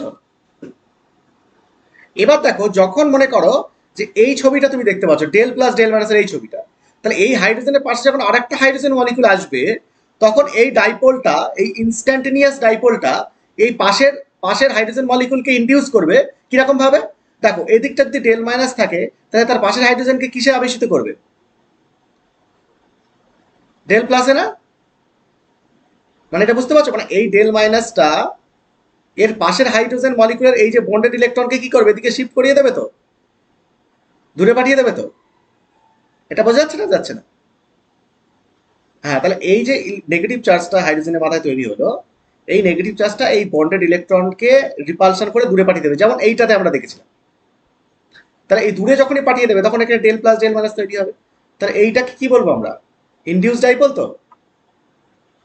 আবার যখনই এই ডেল মাইনাসটা আর ডেল প্লাসটা এই ছবিটা তৈরি হবে, এই ছবিটা তৈরি হবে, তখন এই হাইড্রোজেনের মাথায় কি তৈরি হবে, পাশের মলিকুলে এখানে কি তৈরি হবে, ডেল মাইনাস, এখানে ডেল প্লাস। মানে এটাও কন্টিনিউয়াসলি ইন্টারচেঞ্জ করছে তো। তারপরে এবার এরা এরা যখন এরকম হচ্ছে, এবার এ যখন ডেল প্লাস ডেল মাইনাস, এ তখন ডেল প্লাস ডেল মাইনাস, এ যখন ডেল মাইনাস ডেল প্লাস, এ তখন ডেল মাইনাস ডেল প্লাস। তাহলে অলওয়েজ এরা কি করছে, del minus del plus interact করবে না, বা এই মুহূর্তেও এরা ইন্টারাক্ট করবে। তাহলে এটা কন্টিনিউয়াসলি এদের মধ্যে একটা উইক ইন্টারাকশন হবে, যেটাকে বলা হয় ইনডিউস ডাইপোল,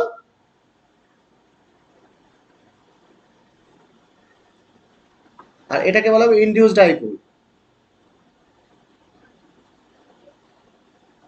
ঠিক আছে? আর আরেকটা অল্টারনেটিভ নেম হচ্ছে ইনস্ট্যান্টেনিয়াস ডাইপোল,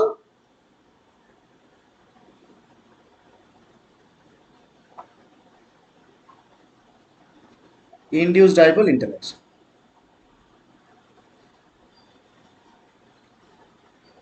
ঠিক আছে? ইনস্ট্যান্টেনিয়াস মানে কোনটা, এইটা ইনস্ট্যান্ট, একটা মুহূর্তের জন্য তৈরি হচ্ছে। আর সেই ইনস্ট্যান্টেনিয়াস ডাইপোলটা পাশের জোনকে ইনডিউস করছে, তাহলে ইনস্ট্যান্টেনিয়াস ডাইপোল আর ইনডিউস ডাইপোল ইন্টারাকশন। বোঝা গেল?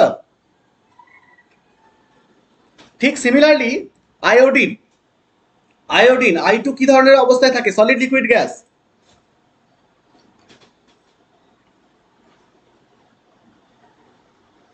Solid. Iodine solid but highly volatile. ওই জন্য দেখবে ল্যাবরেটরিতে তোমাদের আয়োডিন দেখবে রাখা থাকে একটা কৌটোর মধ্যে, সেটা সিল করা থাকে, বদ্ধ করা থাকে। সেটাকে যদি তুমি সিলটা ওপেন করে রেখে দাও এমনি অ্যাটমসফিয়ারে, তুমি আজকে রেখে দেবে, কালকে দেখবে কিছু নেই, বা তো কালকেও আসতে হবে না, তুমি 2 ঘন্টা পরে দেখবে বোতল খালি, কিচ্ছু নেই, সব উড়ে চলে গেছে। কিন্তু তুমি যখন সিল করে রাখবে, বদ্ধ করে রাখবে, তখন ওর মধ্যে ওটা ক্লোজ এনভায়রনমেন্টের মধ্যে থাকবে এবং সে সলিড অবস্থায় থাকবে। তার মানে আয়োডিন হচ্ছে হাইলি ভোলাটাইল সলিড, হাইলি। তো হাইলি ভোলাটাইল সলিড মানেটা কি, মানে তাদের মধ্যে ইন্টারমলিকুলার ইন্টারাকশনটা কেমন, ভীষণ কম, তাই না? ভীষণ কম, তাই জন্য তো ভোলাটাইল। তো হাইলি ভোলাটাইল, তো সেক্ষেত্রেও I2 কেন হাইলি ভোলাটাইল, তাদের মধ্যে কি ইন্টারাকশন রয়েছে, কি ধরনের ইন্টারাকশন রয়েছে? হ্যাঁ, হাইলি ভোলাটাইল সলিড, সলিড। তাহলে এখানে কি আছে, একই রকম ভাবে I এটা কি ধরনের মলিকিউল, নন পোলার। আর আর একটা আয়োডিন, এরাও নন পোলার। এদের মধ্যে যে ইন্টারাকশনটা হয় সেটা হচ্ছে instantaneous dipole, induced dipole interaction. সেটা ভীষণ উইক, যার কারণে এটা ইন্টারাক্ট করে থাকে, কিন্তু ছেড়ে দিলে, ওপেন এনভায়রনমেন্ট রাখলে উবে যায়, কারণ ইন্টারাকশনটা খুব কম। বোঝা গেল? তাহলে এই 4 ধরনের ইন্টারাকশন আছে, এগুলো সব উইক ইন্টারাকশন। মানে ইনডিউস ডাইপোল ইন্টারাকশনটা সবচেয়ে উইক, তারপর একটা আরেকটু স্ট্রং, তারপর একটা আরেকটু স্ট্রং, তারপরটা আরো স্ট্রং, আর একটা স্ট্রং ইন্টারাকশন যেটা সেটা হচ্ছে আয়ন আয়ন ইন্টারাকশন, সবচেয়ে স্ট্রং আয়ন আয়ন। সেকেন্ড হচ্ছে আয়ন ডাইপোল, তারপর হচ্ছে ডাইপোল ডাইপোল, তারপর হচ্ছে ডাইপোল ইনডিউস ডাইপোল, তারপর ইনডিউস ডাইপোল ইনডিউস ডাইপোল। তারপর ইন্টারাকশনের ক্রম যদি বলা হয়, সবচেয়ে ভালো ইন্টারাক্ট করে কারা, সেটা হচ্ছে আয়ন আয়ন ইন্টারাকশন, কারণ দুটোই চার্জ। আর তারপরে সেকেন্ড টাইপ অফ ইন্টারাকশন যেটা একটু উইক, সেটা হচ্ছে আয়ন ডাইপোল। তার থেকে একটু উইক ডাইপোল ডাইপোল, আর তার থেকে উইক ডাইপোল ইনডিউস ডাইপোল, আর তার সবচেয়ে উইক হচ্ছে induced dipole induced dipole interaction. Okay, বলো বলো বলো। হ্যাঁ বলো।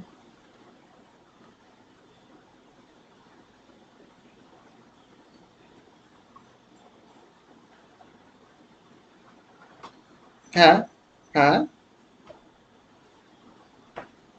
হ্যাঁ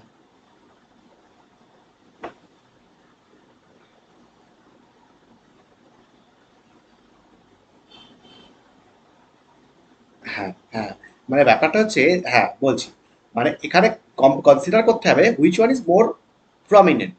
মানে তোমার এখানে এই যে ডাইপোলটা যেটা তৈরি হলো, হ্যাঁ, এই ডাইপোলটা তো পার্মানেন্ট ডাইপোল এইচএফ এর মধ্যে। তাহলে এই পার্মানেন্ট ডাইপোলটা যখন এর পাশে এলো, তখন তো এই একটা ডাইপোল তৈরি করবেই, তাই না? এই ডাইপোলটা তৈরি হবে, ঠিক কি না? এবার তুমি বলছো এখানেও তো এই বন্ড ভাইব্রেশনের জন্য del plus del minus charge তৈরি হবে, কিন্তু এই বন্ড ভাইব্রেশনের জন্য যে ডেল প্লাস ডেল মাইনাস চার্জটা তৈরি হয়, সেটা এই ডেল প্লাস এই ডেল মাইনাস চার্জের থেকে অনেক অনেক কম, কারণ সেটাটা ইনস্ট্যান্টেনিয়াস। ঠিক আছে, সেটা ইনস্ট্যান্টেনিয়াস ডাইপোল। ইনস্ট্যান্টেনিয়াস ডাইপোলের মানটা অনেক কম হয় এদের। আমরা যখন ইকুয়েশন করবো দেখতে পাবে এর ম্যাগনিচিউডটা খুব কম।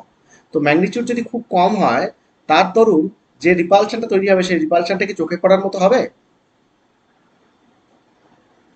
তার মানে ব্যাপারটা হচ্ছে এই যে বন্ড ভাইব্রেশনের জন্য ধরুন যে del plus del minus charge তুমি বলতে চাইছো, এখানে যদি ডেল মাইনাস চার্জ তৈরি হয়, তাই তো এরকম যদি তৈরি হয়, তাহলে তো রিপালশন তৈরি হয়ে যাবে, তাই না? এটা বলতে চাইছো তো? হ্যাঁ, কিন্তু এই যে ডেল মাইনাস ডেল প্লাস চার্জটা ডিউ টু বন্ড ভাইব্রেশন যেটা তৈরি হবে, সেটা এই এই বন্ড এই যে ডেল মাইনাস ডেল প্লাস এই চার্জের তুলনায় নগণ্য। কারণ ওটা তো জাস্ট বন্ড ভাইব্রেশনের জন্য সামান্য একটা অ্যামাউন্ট চার্জ তৈরি হচ্ছে। তখন এর এর জন্য যে রিপালশনটা হবে সেটা খুব সামান্য হবে। তার তার চেয়ে বরং এই ডেল প্লাস আর এই ডেল মাইনাস চার্জের মধ্যে অ্যাট্রাকশনটা খুব বেশি হবে। ফলে আলটিমেটলি কোনটা দেখাবে, অ্যাট্রাকশন আর রিপালশন?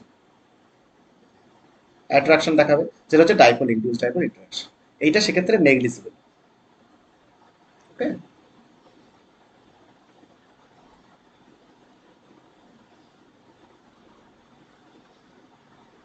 হ্যাঁ হ্যাঁ হ্যাঁ, কারণ আমাদের দেখতে হবে কোনটা বেশি প্রমিনেন্ট। আমরা যেহেতু এখানে ডাইপোল নিয়ে নিয়েছি একটা, তো ডাইপোল আরেকজনকে যে ডাইপোলটা তৈরি করবে, সেইটা হচ্ছে ইনডিউস ডাইপোল। এবার এই যে এর নিজস্ব যে ভাইব্রেশনের জন্য যে চার্জটা তৈরি হবে, সেই চার্জটা একদম নেগলিজিবল। সেখানে সেটাকে আমরা তখন আর কনসিডার করবোই না, কারণ আমরা বড় একটা জিনিস পেয়ে গিয়েছি। সেখানে আমরা ইনডিউস ডাইপোল যেটা due to this bond vibration, সেটা আমরা কনসিডার করবোই না। তো উইক জিনিসটাকে আমরা কনসিডার করবো কেন, তাই না? এখানে তো সবই তো রিলেটিভ ব্যাপার। হ্যাঁ বলো।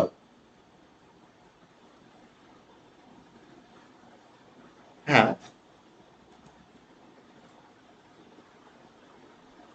হ্যাঁ, কোনটা কোনটা? হ্যাঁ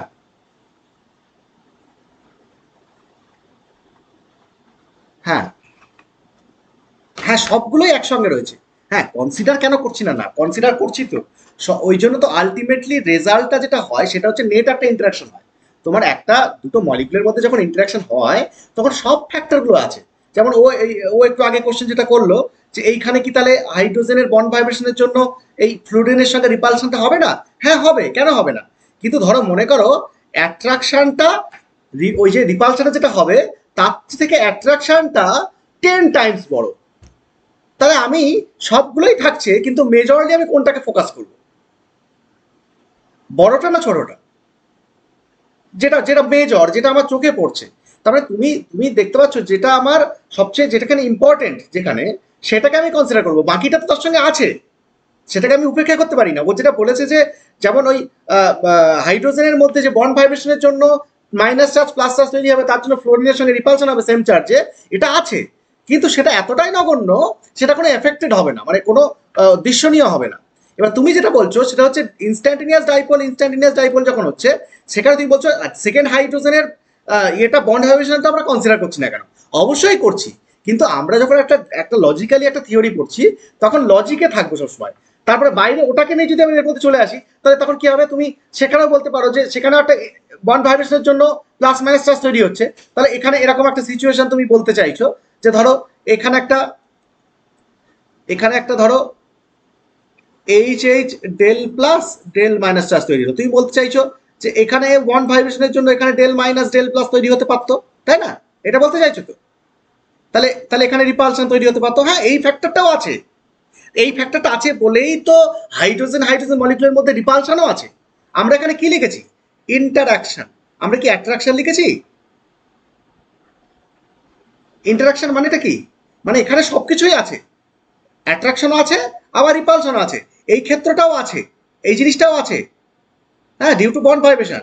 কিন্তু আমরা যেহেতু এখানে জাস্ট মলিকিউলকে ধরে রাখার যে ব্যাপারটা সেইটা নিয়ে আলোচনা করছি, তাহলে আমরা রিপালশনটাকে ধরছি না, জাস্ট ধরে রাখছে কিভাবে সেইটাই ধরছি, মানে অ্যাট্রাকটিভ ফোর্সটাই আলোচনা করছি।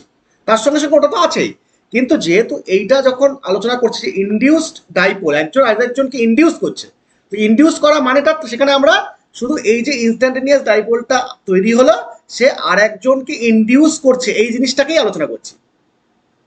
বুঝতে পারছো কি বলছি? তার মানে যদি তুমি যেটা বলছো সেটা তাহলে তো হয়ে গেল ইনস্ট্যান্টেনিয়াস ডাইপোল, দুটোই ইনস্ট্যান্টেনিয়াস, ঠিক কি না? হ্যাঁ, তো সেটা তো আছে অবশ্যই এর সঙ্গে, কিন্তু আমরা বলছি ইনস্ট্যান্টেনিয়াস ডাইপোল একটা হলো, সে আর একজনকে ইনডিউস করছে, ইনডিউস করলো করে তারা একে অপরকে ইন্টারাক্ট করছে কিভাবে, সেই পিকচারটা আমরা শো করেছি এখানে। বুঝতে পেরেছি? হ্যাঁ, তুমি যেটা বলছো ওটাও আছে, ওটা ওটা নেই নয়, ওটাও আছে, ওটা মানে ওটা আমরা জাস্ট আছে তাই আছে, মানে ওটা অনেক কিছুই একসঙ্গে রয়েছে।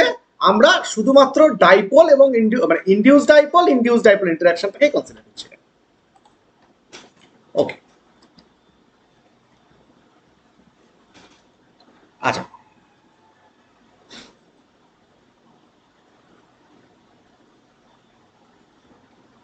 আচ্ছা, এবার দেখো যে এই যে ফোর্সগুলো যেগুলো হয়, এই যে ফোর্স ডাইপোল ইন্টারাকশন বা ইন্ডিউস ডাইপোল ইন্টারাকশন, এই ফোর্সগুলো না খুব উইক ফোর্স। হ্যাঁ, উইক ফোর্স, মানে এগুলো স্ট্রং ফোর্স নয় মোটেই। স্ট্রং ফোর্স কোনটা? যেমন ধরো ion ion interaction, ion dipole interaction, এগুলোকে স্ট্রং ফোর্স বলা হয়। তো এই যে উইক ফোর্স যেগুলো, সেই উইক ফোর্সকে বলা হয় লন্ডন ফোর্স। ঠিক আছে? তো এই যে ফোর্সগুলো তুমি দেখতে পাচ্ছ, এইগুলোকে বলা হয়, এক কথায় বলা হয় লন্ডন ফোর্স, কারণ এর প্রবক্তা হচ্ছে বিজ্ঞানী লন্ডন। হ্যাঁ, তো এটাকে বলা হয় লন্ডন ফোর্স। তো এই লন্ডন ফোর্স, এই অ্যাট্রাকটিভ ফোর্সটাকে বলা হয় লন্ডন ফোর্স। সেটাকে আমরা একটু এখানে ডিসক্রাইব করব যে the attractive force, the attractive force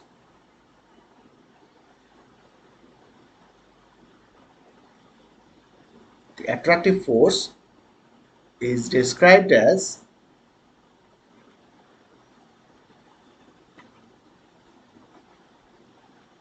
London force, and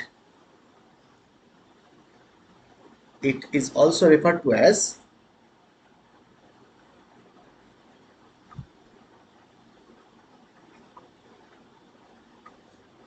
dispersion force.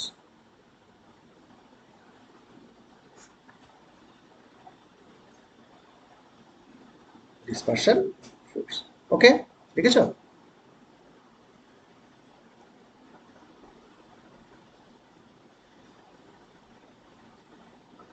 ওকে, এবার এই যে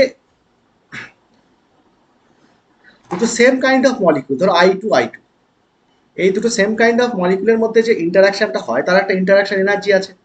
সেই ইন্টারাকশন এনার্জির একটা ইকুয়েশন আছে, সেটা আমি জাস্ট লিখছি এখানে, যে interaction energy, the interaction energy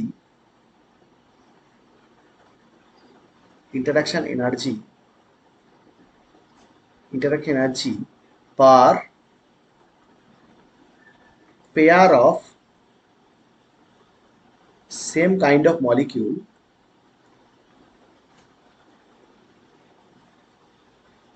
same kind of molecule is given by সেটা হচ্ছে EL বলা হয়, E London force, London interaction energy. সেটাকে এইভাবে ডিফাইন করা হয়, -3I/4 alpha 0 by 4 pi epsilon naught তার square into 1 by r to the power 6। এটা হচ্ছে ইন্টারাকশন এনার্জির ফর্মুলা। মানে দুটো আয়োডিন মলিকুল মনে করো, I2 এরা দুজন একে অপরকে যে ইন্টারাক্ট করছে, সেই ইন্টারাকশন এনার্জিটার ইকুয়েশন হচ্ছে এটা, যেখানে আইটাকে বলা হয় energy of ionization of molecule, মানে molecular ionization energy, energy of ionization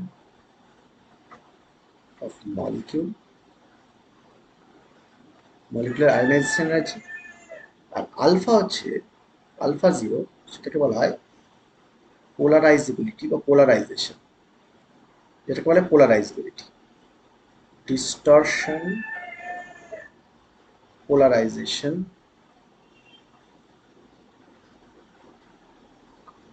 of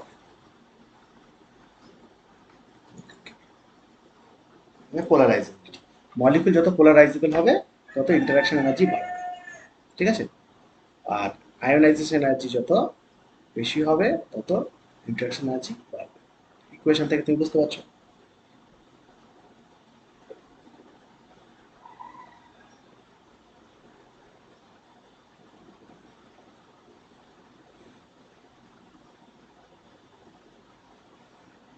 ঠিক আছে?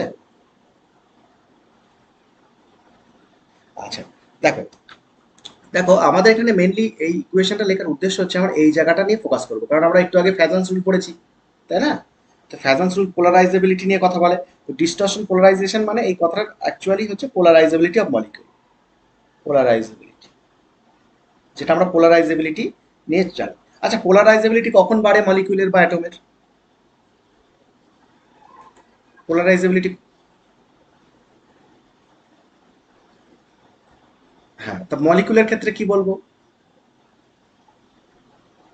মলিকুলে তো চার্জ থাকে না, তাহলে শুধুমাত্র কি বলবো? সাইজ, তাই না? তাই না? সাইজ যত বড় হবে, মলিকুলের সাইজ যত বড় হবে তত পোলারাইজেবিলিটি কি হবে? আর পোলারাইজেবিলিটি যত বড় হবে তত মানে আলফা বেশি হচ্ছে, আলফা বেশি হলে ইএল কি হবে? না, নেগেটিভটা ধরবে না, ইন্টারাকশন এনার্জি মানে নেগেটিভ এনার্জি, শুধু ম্যাগনিটিউড বাড়বে। ইন্টারাকশন এনার্জি, ইন্টারাকশন করছে মানে তারা একে অপরকে ধরে রাখছে, এই ধরে রাখার মানে সেটা নেগেটিভ এনার্জি, ওই জন্য নেগেটিভ সাইন। কিন্তু ম্যাগনিটিউডটা তুমি যদি দেখো, আলফা যত বাড়ছে ইএল তত কি হবে? বাড়বে না? বাড়বে। তাহলে ইন্টারাকশন এনার্জিটা বাড়বে। ইন্টারাকশন এনার্জি যদি বাড়ে, তাহলে তারা মলিকিউলকে একে অপরকে ধরে রাখার ক্ষমতায় বেড়ে যাবে না কমে যাবে? বেড়ে যাবে। তাই লন্ডন ফোর্সটা বাড়ছে না কমছে? লন্ডন ফোর্সটা বাড়ছে না কমছে? লন্ডন ফোর্স, হ্যাঁ, লন্ডন ফোর্সটা বেড়ে যাবে। তারপরে মলিকিউলটা আরো শক্তপোক্তভাবে একে অপরকে ধরে রাখবে, তাহলে তার মেল্টিং পয়েন্ট, বয়লিং পয়েন্ট এগুলো কি হবে? বেড়ে যাবে। ওকে, তাহলে এই জিনিসগুলো আমরা আসবো। তাহলে মলিকুলের ক্ষেত্রে যখন হবে তখন কি হচ্ছে, আমরা এখানে লিখতে পারি যে higher the polarizability, higher the polarizability, higher the polarizability of molecule, higher the polarizability of molecule,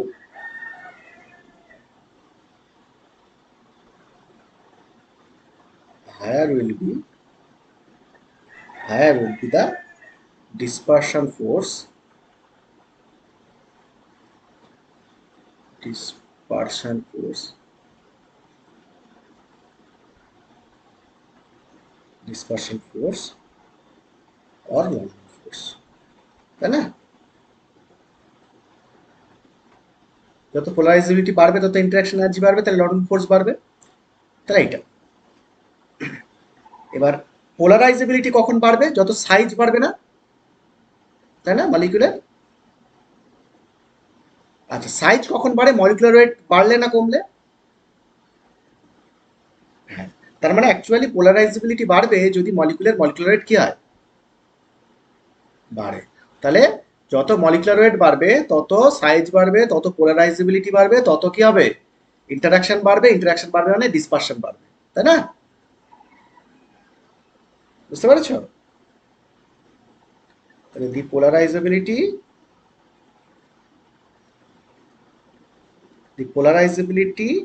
among the comparable species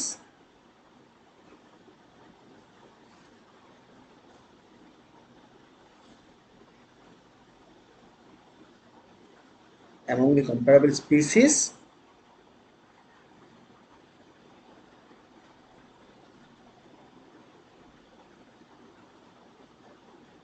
না, among the comparable species লিখো না, লিখো polarizability, একটু কেটে দেবো। the polarizability increases with increase in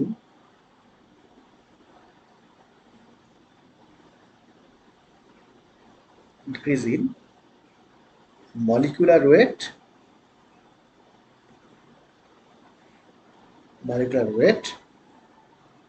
or molar volume among the comparable species.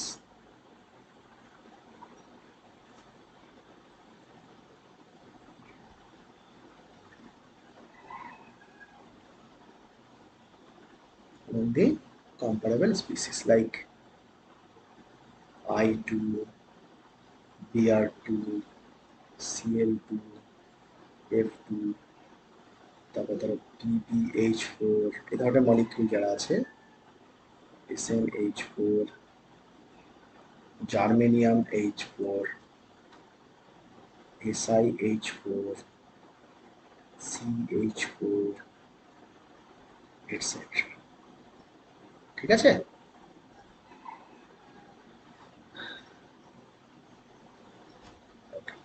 তার মানে এবার দেখো, আমরা এই ধরনের মলিকুলের যখন ইন্টারমলিকুলার ইন্টারাকশন আলোচনা করতে যাব, তখন আমরা কিন্তু এদের মলিকুলার ওয়েটটা বিচার করব। ধরো একটা কোশ্চেন তোমাকে দেওয়া হলো, এটা লিখে নিয়েছো? সবাই লিখে নিয়ে বলবো।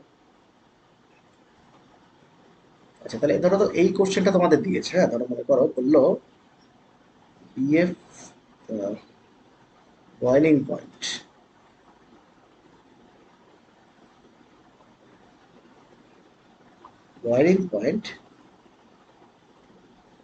BF3 less than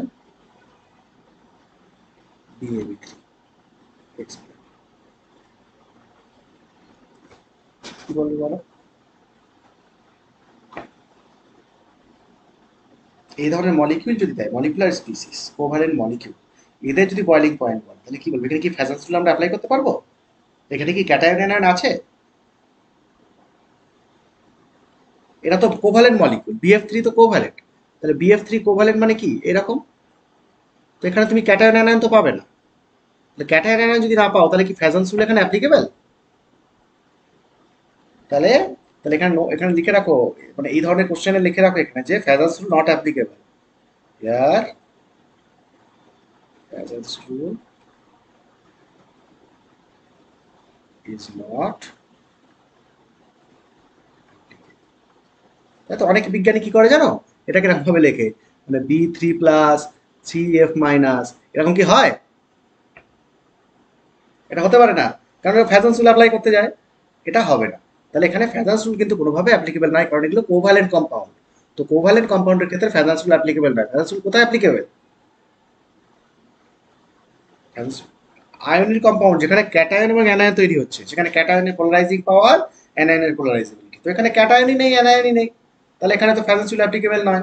তাহলে এখানে আমরা যদি এখানে যদি আমরা বয়লিং পয়েন্ট চেক করতে যাই, তাহলে ফ্যাজান্স রুলের যে অ্যাপ্লিকেশন সেটা আমরা ব্যবহার করতে পারবো না।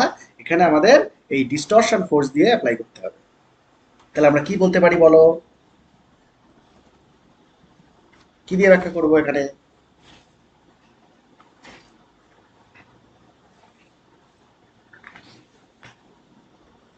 Very good. তাহলে আমাদের এখানে মানে মেনলি এখানে যেটা ডিসকাস করতে হবে সেটা হচ্ছে যে আমাদের দেখতে হবে মলিকুলার ওয়েটটা কি আছে। তো মলিকুলার ওয়েটটা কি আছে, কার বেশি?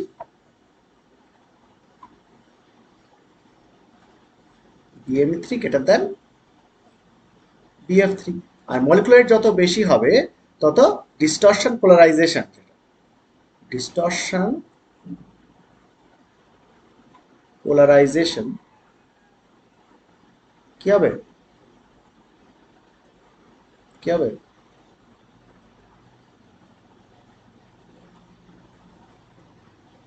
ডিস্টরশন পোলারাইজেশন যত বেশি হয় তত লন্ডন ফোর্স কি হবে? লন্ডন ফোর্স সেটাও বেশি হবে। লন্ডন ফোর্স যত বেশি হবে তত ইন্টারমলিকুলার ইন্টারাকশন তো বাড়ছে, তার মানে বয়লিং পয়েন্ট কি হবে?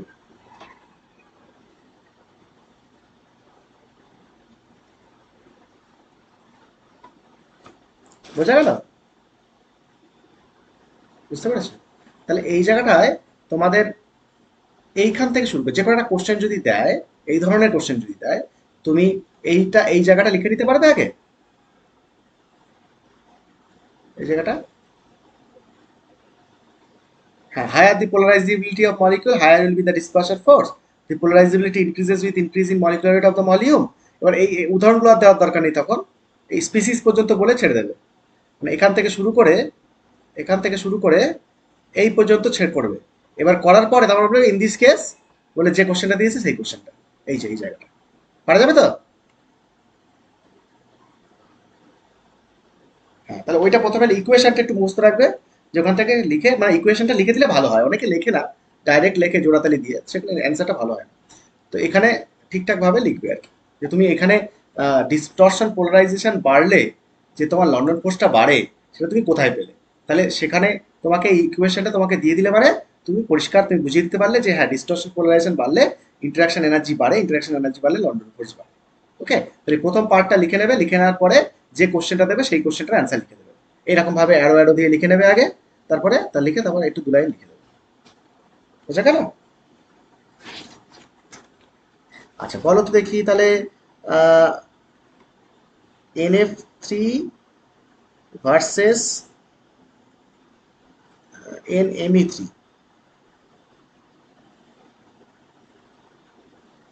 তাহলে বয়লিং পয়েন্টটা হবে সেম কোশ্চেন আগেরটার মতো। ওকে,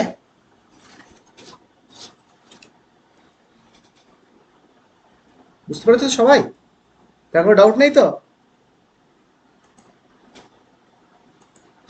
ঠিক আছে। আচ্ছা, এবার বলো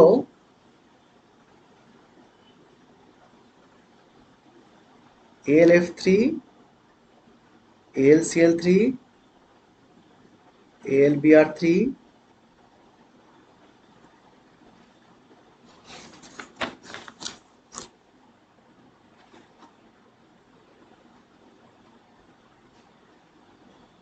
হুম,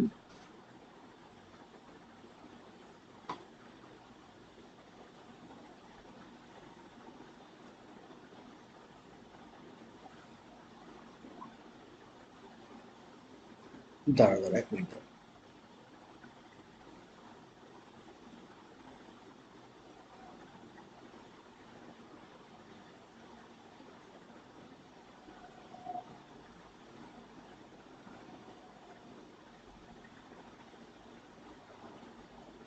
হুম, তোমার কি বলো এল,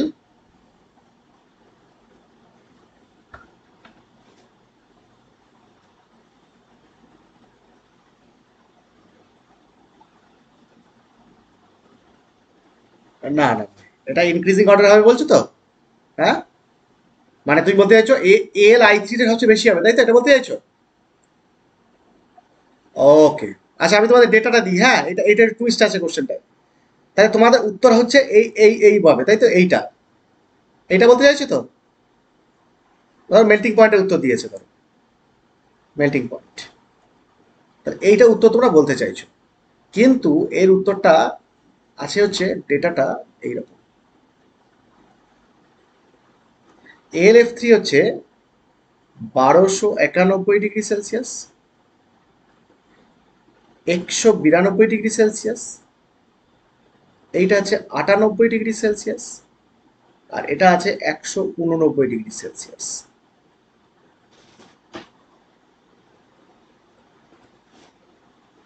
মিলছে তোমাদের সঙ্গে?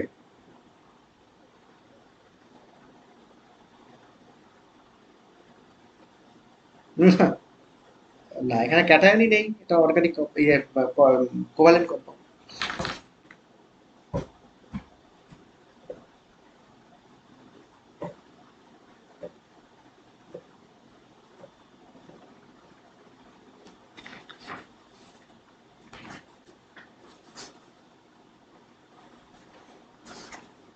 বুবলেট হয়ে গেল তো এই জায়গাটা। নর্মাল ট্রেন, নর্মাল ট্রেন আসছে না তো? দেখো এই জায়গাটায় তোমাদের উত্তরটা এলো কিরকম বলো তো, এইরকম না, এইটা, তাই তো? আবার এইটা, আবার এখানে আবার এটা বেড়েছে, এরকম তো অ্যান্সারটা আসছে। হ্যাঁ, আচ্ছা, দেখো এখানে না দুটো জিনিস দিয়ে ব্যাখ্যা করতে হবে। এই জায়গাটা এইখান থেকে এই পর্যন্ত তোমার কি দিয়ে আসছে উত্তরটা? দেখো মলিকুলার ওয়েট দিয়ে আসছে না? হ্যাঁ, কিন্তু এই জায়গাটা কি মলিকুলার ওয়েট দিয়ে আসছে? না, মলিকুলার ওয়েট দিয়ে আসছে না, উল্টো হয়ে যাচ্ছে। এইটার কারণ আছে, সেটা হচ্ছে এই জায়গাটা দেখো ডিক্রিজ করছে, তার মানে এখানে মলিকুলার ওয়েট দিয়ে হচ্ছে না। এইখানে উত্তরটা দিতে হবে পলিমারাইজেশন দিয়ে। এই যে AlF3 মলিকিউল আর AlCl3 মলিকিউল, এরা হচ্ছে পলিমারিক মলিকিউল। AlF3 মলিকিউল এবং AlCl3 হচ্ছে পলিমারিক মলিকিউল। পলিমারিক মলিকিউল মানে কি? মানে AlF3 এবং AlCl3 এরা একে অপরকে জাস্ট বন্ডের মাধ্যমে ধরে রেখেছে একটার সঙ্গে আরেকটা, পলিমারিক হয়ে। আর AlBr3 AlI3 এর মধ্যে কোনো পলিমারাইজেশন নেই। তাহলে যারা পলিমারিক মলিকিউল হয় তাদেরকে ব্রেক করতে গেলে, তাদেরকে গলাতে গেলে আমাকে বেশি টেম্পারেচার দিতে হবে না কম টেম্পারেচার দিতে হবে? বেশি দিতে হবে তো। দেখো আমি তোমাকে বলি, AlF3 এবং AlCl3 তারা কিরকম ভাবে পলিমারিক, এর অ্যান্সারটা একটু অন্যরকম। এখানে দেখো AlF3 যেটা, সেই AlF3 হচ্ছে এল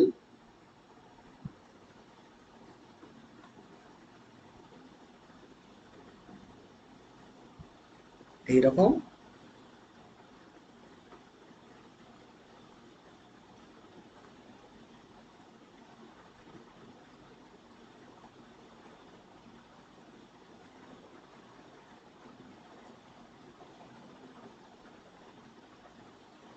দাঁড়াও, এটা হচ্ছে এরকম তো।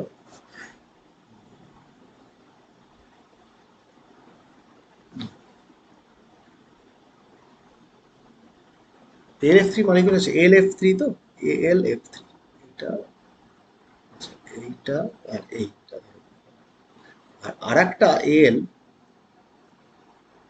হচ্ছে এটা, এটা আর এটা আছে মনে হয়। তাহলে AlF, AlF, AlF, AlF, AlF, ঠিক আছে? এই যে অ্যালুমিনিয়াম আর ফ্লোরিন, হ্যাঁ, দেখো এই অ্যালুমিনিয়ামটার কত স্টেটে আছে, কটা ইলেকট্রন আছে চারিদিকে? AlF3টা, AlF3 মানে সে BF3 মতো না? BF3 কটা ইলেকট্রন? ছটা, এখানে ছটা ইলেকট্রন আছে সেক্সটেট কন্ডিশন। তাহলে অক্টেট থেকে কটা কম? দুটো। তো ওই দুটো ইলেকট্রন কিভাবে নেয়? এই ফ্লোরিনটা ওর সঙ্গে এরকমভাবে বন্ড করে, ঠিক আছে? আবার এই ফ্লোরিনটা যেটা, এই ফ্লোরিনটা, এই ফ্লোরিনটা কি করে, এই ফ্লোরিনটা তোমার এখানে, এখান থেকে এটাকে এইখানে দেয়। তাহলে কটা হলো, কটা হলো? তাহলে এর কটা হয়ে গেল অ্যালুমিনিয়ামের? আটটা হয়ে গেল, তাই তো? তাহলে এইভাবে তোমার প্রত্যেকটা অ্যালুমিনিয়াম অক্টেট ফিল করে। তো এতে করে কি হলো, মলিকিউলগুলো কি হলো, পলিমারিক স্টেটে থাকলো না? দুটো মলিকিউল কিভাবে ধরে রেখেছে, বন্ডের মাধ্যমে তো। তার মানে এইটা হচ্ছে পলিমারিক, পলিমারিক। সিমিলারলি AlCl3 ক্ষেত্রে একই ঘটনা, এই ফ্লোরিনের জায়গায় কি থাকবে, Cl, তাই না? ঠিক আছে, ঠিক না? বুঝতে পেরেছো? এবার দেখো এএলএফ থ্রিতে এই যে ফ্লোরিন থেকে অ্যালুমিনিয়াম যে ব্যাক বন্ডিংটা হচ্ছে, এটা ফ্লোরিনের কোন অরবিটাল? টুপি না? ফ্লোরিনের টুপি অরবিটাল তো। আর অ্যালুমিনিয়ামের কোথায় দিচ্ছে? অ্যালুমিনিয়াম কোন অরবিটাল? অ্যালুমিনিয়াম টুপি? এলিমেন্ট কোন পিরিয়ড এলিমেন্ট? হ্যাঁ, তাহলে টুপি হয়, তাহলে টুপি থ্রি পি। ঠিক আছে। আচ্ছা, আর আরেকটা হচ্ছে অ্যালুমিনিয়াম সিএল3, সেখানে তাহলে কি হবে? Three p three. এবার সবচেয়ে বেটার ওভারল্যাপ কোথায় হয় জানো তো? যত লার্জ হয়ে যাবে তত তাদের মধ্যে অরবিটাল ওভারল্যাপটা উইক হয়ে যায়। তো যদি ওভারল্যাপ যদি দেখানো হয়, তাহলে ওভারল্যাপের strength two p three p greater than three p three p, এইটা ওভারল্যাপের স্ট্রেংথ। তাহলে এটা যদি ওভারল্যাপের স্ট্রেংথ হয়, তাহলে ব্যাক বন্ডিং কোথায় ভালো হবে? এলএফ3 আর এলসিএল3। তাহলে আমরা যদি বলি যে ওভারল্যাপের স্ট্রেংথ, তাহলে ব্যাক বন্ডিংটা যেটা হবে, ব্যাক বন্ডিং সেটা এএলএফ3 তে ভালো হবে গ্রেটার দেন এলসিএল3। তাহলে ব্যাক বন্ডিং যেখানে ভালো, তার মানে পলিমারাইজেশন সেখানে কি ভালো? পলিমারাইজেশন কোথায় ভালো হবে? এএলএফ3 গ্রেটার দেন এলসিএল3। তাহলে এবার পলিমারাইজেশন যত ভালো হবে, তত মলিকুলগুলো কি হবে, একে অপরকে ধরে রাখার ক্ষমতাটা কি হয়ে যাবে? বেড়ে যাবে। তাহলে মেল্টিং পয়েন্ট কি হবে? তাহলে মেল্টিং পয়েন্টটা তোমার কার বেশি হবে? গ্রেটার দেন এলসিএল3। হয়েছে? মিলেছে? হ্যাঁ বলো। হ্যাঁ বলো। সিমেট্রি, হ্যাঁ সিমেট্রি ভালো থাকলে ওভারল্যাপ করে, কিন্তু যখন তোমার ডিফিউজনেস বাড়ছে, যত ডিফিউজনেস বাড়বে অরবিটালের, তত তাদের মধ্যে ইন্টারাকশনটা কমে যায়।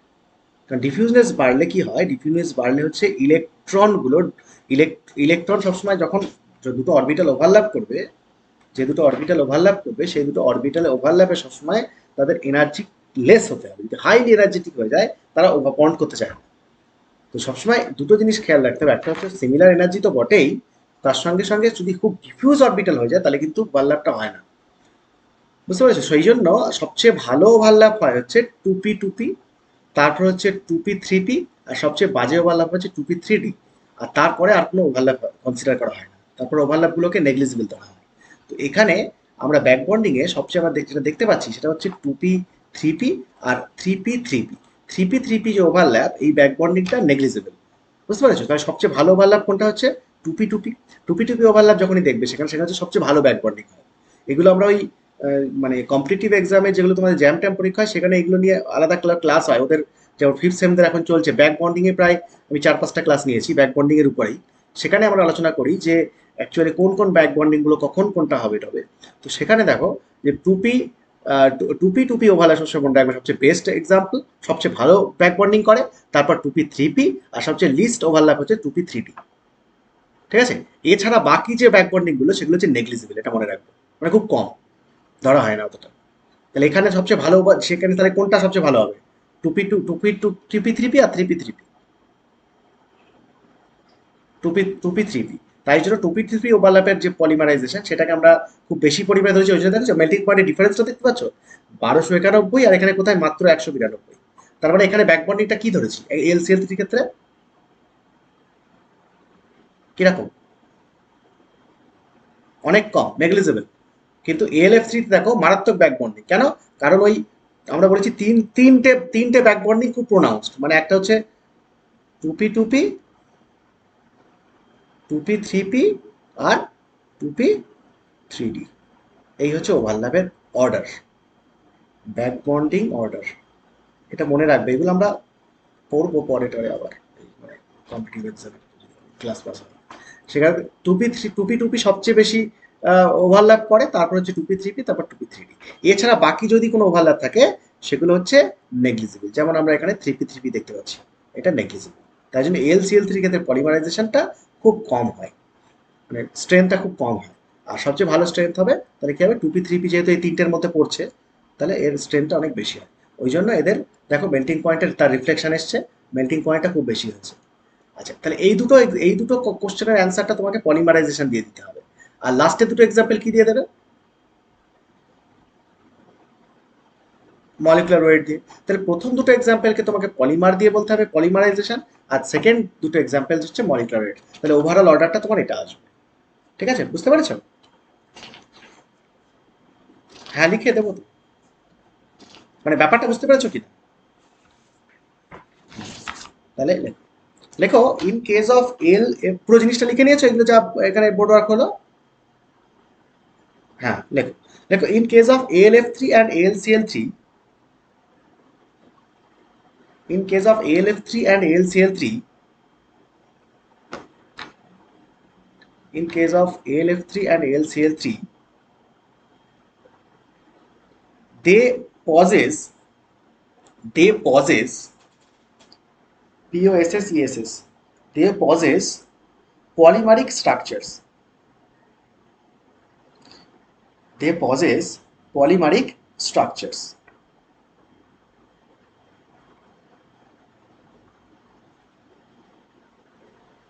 They possess polymeric structures.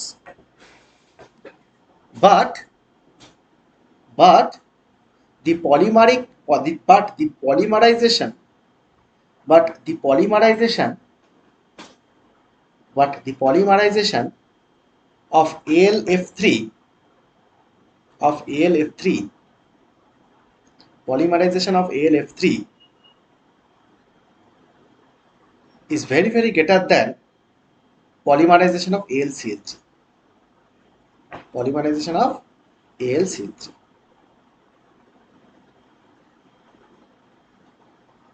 Polymerization of AlCl3 due to better backbonding.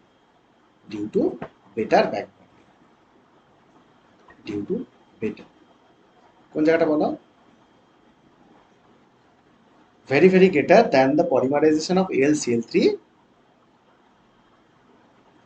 Polymerization of AlCl3 due to better backbonding. Due to better backbonding. Due to better backbonding.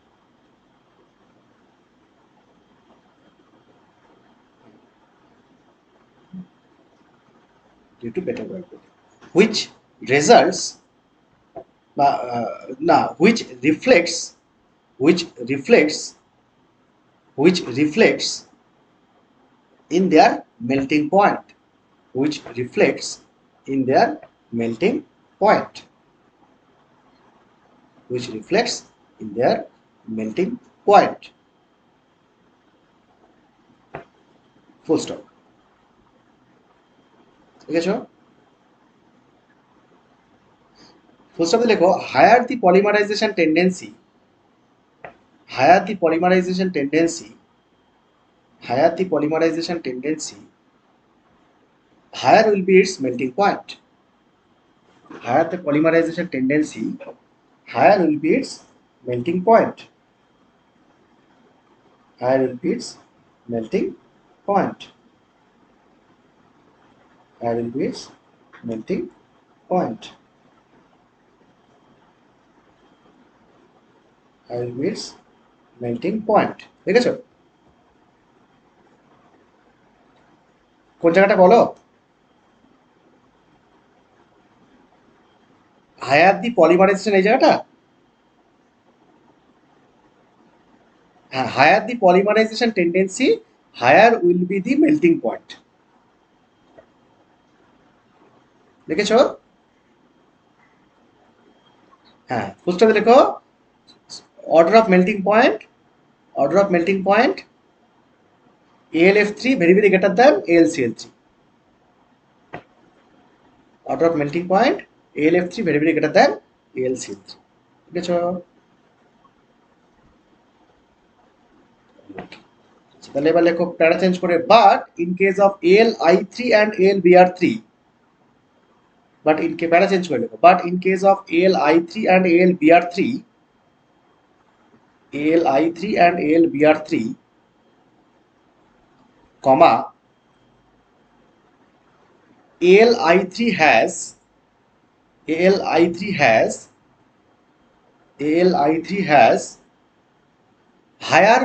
higher molecular weight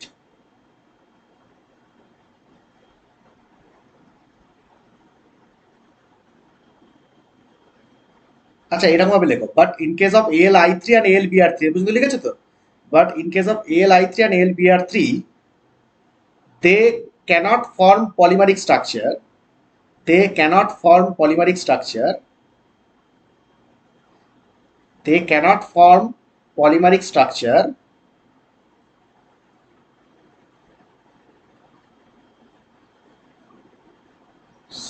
they cannot form polymeric structure full stop so melting point can be explained by dispersion polarizability as follows but melting point can be explained by dispersion polarizability as follows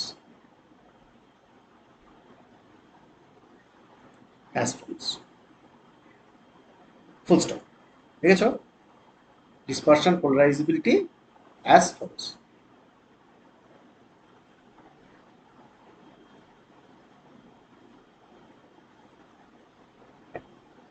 হয়েছে দেখো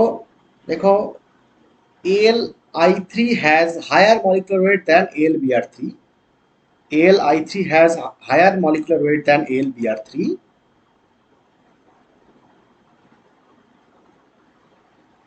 ALI3 has higher molecular weight than ALBR3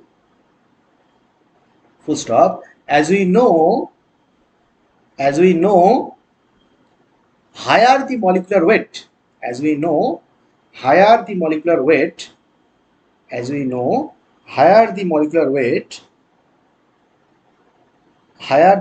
weight of the molecule higher the molecular weight of the molecule higher will be its polarizability higher will be its polarizability higher will be its polarizability higher will be its polarizability higher will be its polarizability and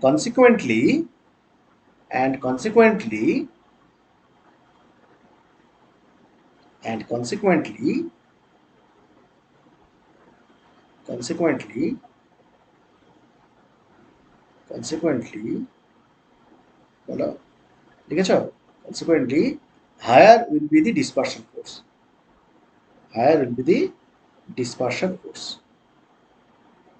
higher will be the dispersion force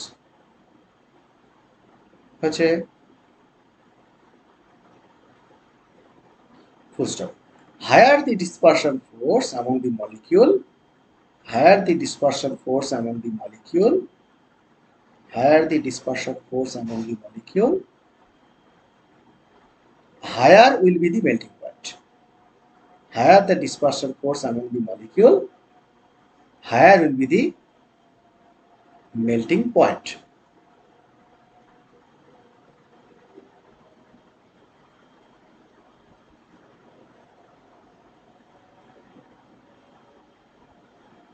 higher the dispersion force among the molecule higher will be the melting point higher will be the melting point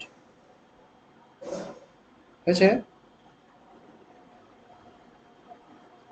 আচ্ছা so order of melting point full stop so order of melting point so order of melting point so order of melting point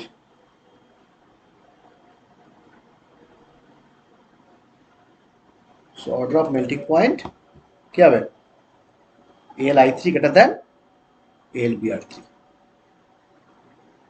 ALI3 greater than ALBR3 লিখেছো ALI3 greater than ALBR3 আচ্ছা প্যারা change করে লেখো thus overall order of melting point thus overall order of melting point কি হবে AlF3 very very greater than AlCl3 greater than AlI3 greater than AlBr3 প্রথমে হচ্ছে AlF3 তারপর very very greater than AlCl3 তারপর greater than AlI3 তারপর greater than AlBr3 ঠিক আছে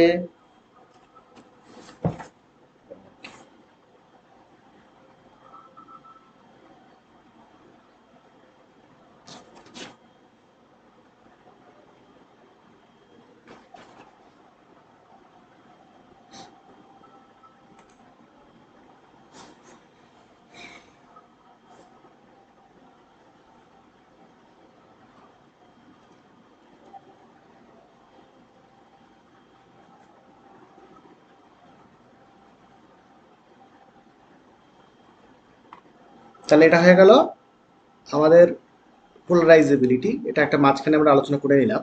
আচ্ছা, মেইনলি আমরা আলোচনা করছিলাম কোন জায়গাটা সলিউবিলিটি নিয়ে, তো তাহলে এটা একটা সলিউবিলিটি নিয়ে আলোচনা করছিলাম। মাঝে আমরা এই জিনিসটা একটু আলোচনা করে নিলাম যে ডিসপারশন পোলারাইজেবিলিটি জিনিসটা কি। এবার আমরা ডিসকাস করব নেচার অফ অক্সাইডস।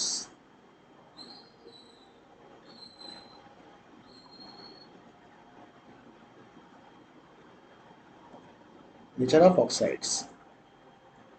আচ্ছা, ধরো তোমার বলা হলো, এটা ছোট্ট একটা জিনিস আমরা দেখে নিই, এমজিও আর বিএও, ঠিক আছে, কে বেশি বেসিক, তুমি কি বলবে?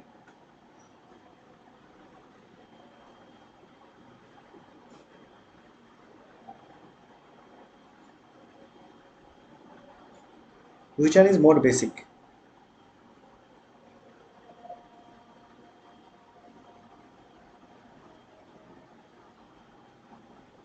কেন?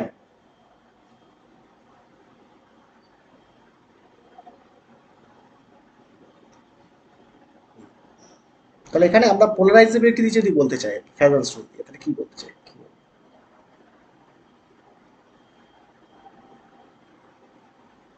সাইজ,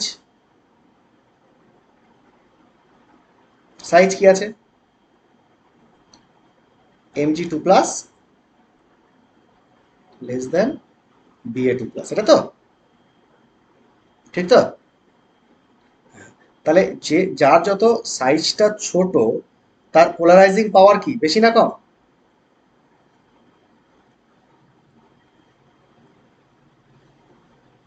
পোলারাইজিং পাওয়ার mg2 plus greater than ba2 plus. তাহলে এটা যদি পোলারাইজিং পাওয়ার হয়, তাহলে অক্সিজেনকে সবচেয়ে জোরে টেনে ধরে রাখবে কে?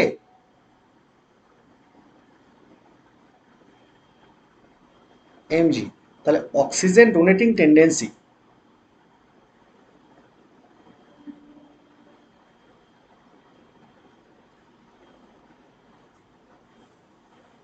অক্সিজেন ডোনেটিং টেন্ডেন্সি কি হবে?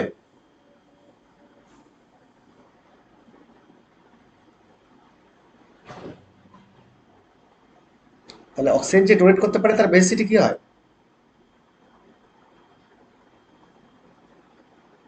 অক্সিজেন ডোনার, সে লাক্স ব্লাড কনসেপ্ট মনে নেই? অ্যাসিড বেসে পড়েছিলাম। তাহলে সেখানে যে অক্সিজেন ডোনার হয় তাকে কি বলা হয়? বেশি। আমরা বলেছিলাম না, নেগেটিভ নেগেটিভ চার্জ ডোনেট করলেই সে বেসিক, ঠিক আছে, ইলেকট্রন হোক, অক্সাইড হোক, সালফাইড হোক।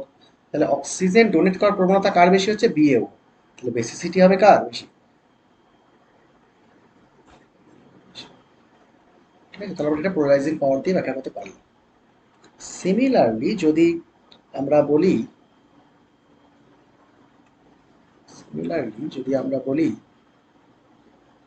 এটা বলি Na2O R Li2O, which one is more basic?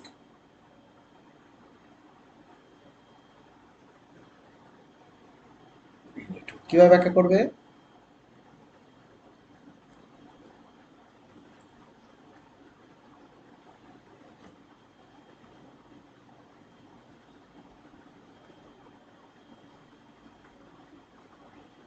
Very good. তাহলে এটা হয়ে গেল এটা। তাহলে এটা যদি হয় তাহলে পোলারাইজিং পাওয়ার, তার মানে oxygen O2 minus donating tendency, সেটা কার বেশি হবে? Na2 এর বেশি হবে, তাই তো? তাহলে বেসিসিটি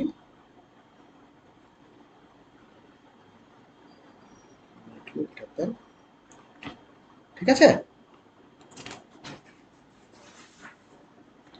নেক্সট হচ্ছে আমরা পোলারাইজিং পাওয়ার এই যে দিয়ে আর কি আলোচনা করতে পারি, এবার দেখবো থার্মাল স্টেবিলিটি অফ কার্বোনেটস।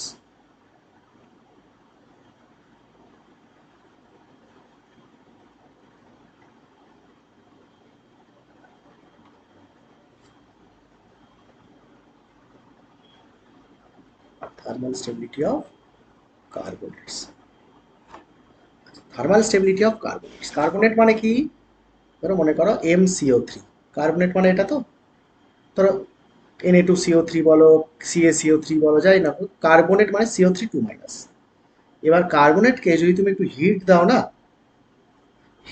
না, তাহলে সেটা মেটাল অক্সাইডে কনভার্ট হয় আর তার সঙ্গে CO2 মানে CO2 রিলিজ করে, ঠিক আছে? তাহলে এবার দেখো, এই থার্মাল স্টেবিলিটি যদি তোমার কম্পেয়ার করতে বলা হয় কোনো একটা সিরিজ অফ কম্পাউন্ডের, সিরিজ অফ কার্বোনেটের, তুমি কি বলবে?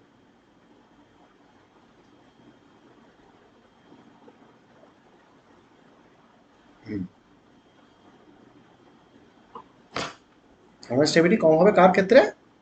যার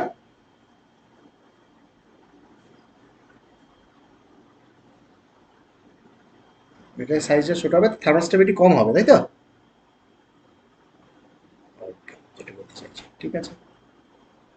তো ব্যাপারটা হচ্ছে যে এই যে MCO3, এই MCO3-তে তোমার ধরো MCO3, তো এইরকম একটা আছে, মানে অ্যাকচুয়ালি এটাকে রিপ্রেজেন্ট করা হয় এইভাবে।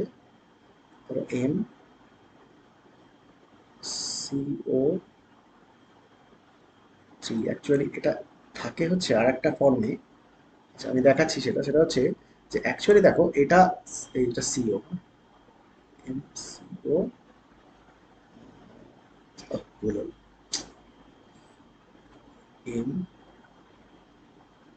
MCO3। আচ্ছা এটা অ্যাকচুয়ালি যখন এই গেল, হুম, এই গেল, এই গেল, আর এই গেল, এইভাবে ভাঙে, ঠিক আছে? তাহলে এটা M অক্সাইড হয়ে গেল আর CO2 বেরিয়ে গেল। তাহলে দেখো এই যে আলটিমেটলি এই ইলেকট্রনটা কোথায় ফ্লো হচ্ছে? মেটালের দিকে না? তাহলে মেটালের দিকে যদি ফ্লোটা হয়, তাহলে অ্যাকচুয়ালি এই ডিকম্পোজিশনটা, এই যেখান থেকে ব্রেক করে যাচ্ছে, এই ডিকম্পোজিশনটা কখন হবে? যদি মেটালের ইলেকট্রন উইথড্রয়িং পাওয়ারটা বেশি হয়, ঠিক কি না? মেটালের উইথড্রয়িং পাওয়ার যত বেশি হবে তত ইলেকট্রন নেবে আর এইখান থেকে ভেঙে গিয়ে CO2 হয়ে বেরিয়ে যাবে। তো এই মেটালের ইলেকট্রন উইথড্রয়িং পাওয়ারটা আমরা ফ্যাজান্স রুল বা ফাই দিয়ে ডিনোট করতে পারি না? যে ফাই যত বাড়বে, হ্যাঁ, তার মানেটা কি? ইলেকট্রন উইথড্রয়িং পাওয়ার বাড়ে না কমে? জেড এফেক্টিভ বাড়ে। জেড এফেক্টিভ বাড়লে এই ডিকম্পোজিশনটা কি হবে?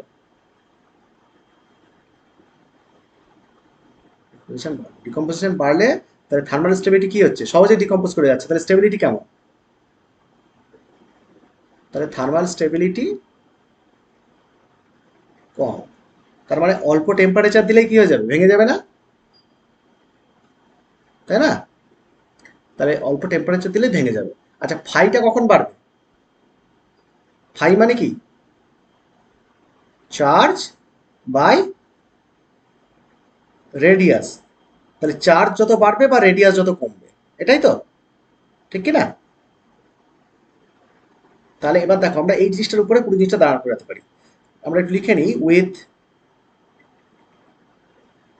increase in with increase of phi, মানে ionic potential,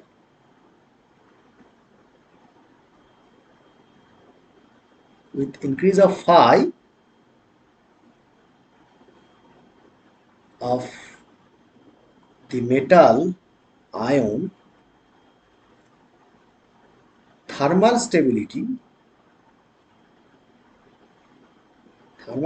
কি হবে, বাড়বে না কমবে?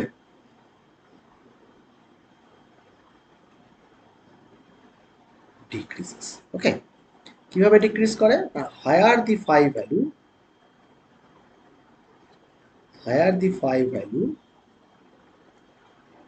facilitated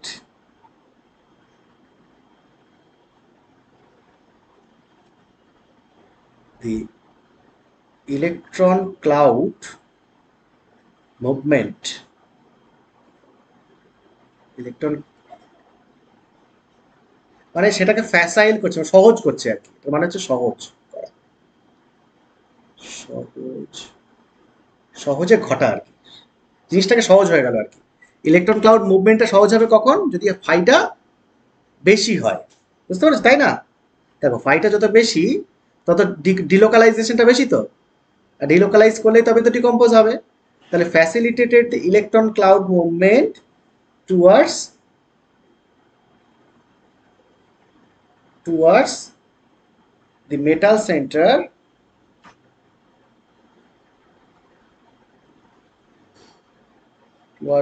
center due to electron withdrawing effect.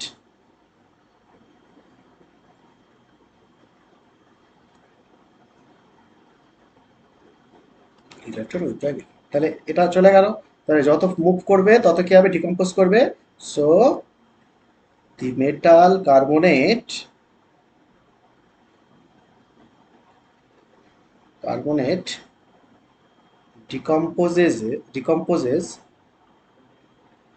decomposes at low temperature, at low temperature, ঠিক আছে, at low temperature, ঠিক আছে। তাহলে এবার যদি এটা হয়, তুমি এবার বলো আমাকে যে আমরা যদি একটা এক্সাম্পল তোমাকে দিই যে এখানে আমার থার্মাল স্টেবিলিটি অর্ডারটা কি হবে, তাহলে বলো দেখি এটা কি হয়। ধরো বললো বেরিলিয়াম কার্বনেট, হ্যাঁ হ্যাঁ হ্যাঁ, magnesium carbonate, calcium carbonate, strontium carbonate আর বেরিয়াম কার্বনেট। বলো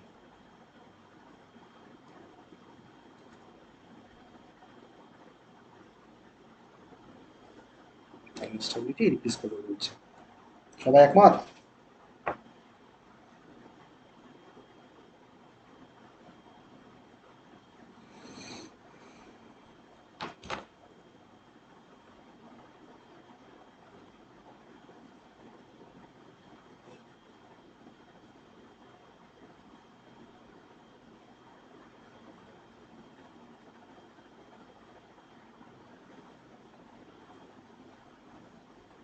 বলো অ্যান্সারটা বলো, কি হবে?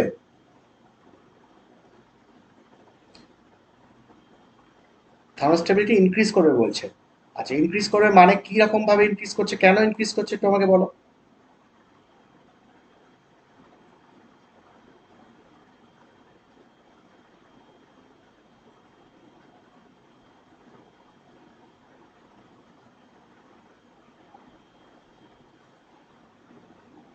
Very good.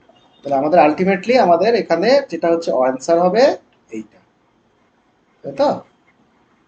তাহলে এটা এক্সপ্লেন করতে পারবে তো এইভাবে যেভাবে বলা হয়েছে?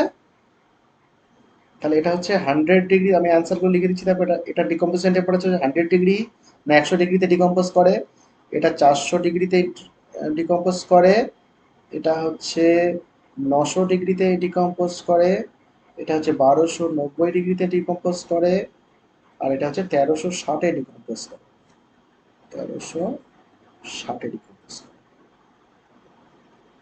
ঠিক আছে, মিললো? এটা হচ্ছে ডেটা।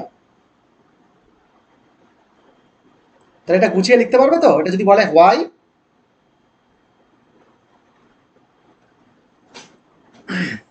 ওকে, ওকে, ঠিক আছে।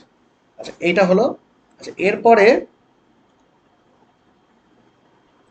আচ্ছা তোমাদের বাড়িতে আর কয়েক একটা দুটো কোশ্চেন দিই নাকি? আচ্ছা দেখো, আচ্ছা দেখো এই যে জায়গাটা একটা কোশ্চেন লিখে নাও তো, এই যে AlF3 LCl3 LBr3 I3 যেটা করলাম না, ওর জায়গা ওর ওখানে ওইখানে জায়গা আছে? যদি থাকে লিখে নাও, নাহলে পরে লিখে নাও। এইটা লেখো তো যে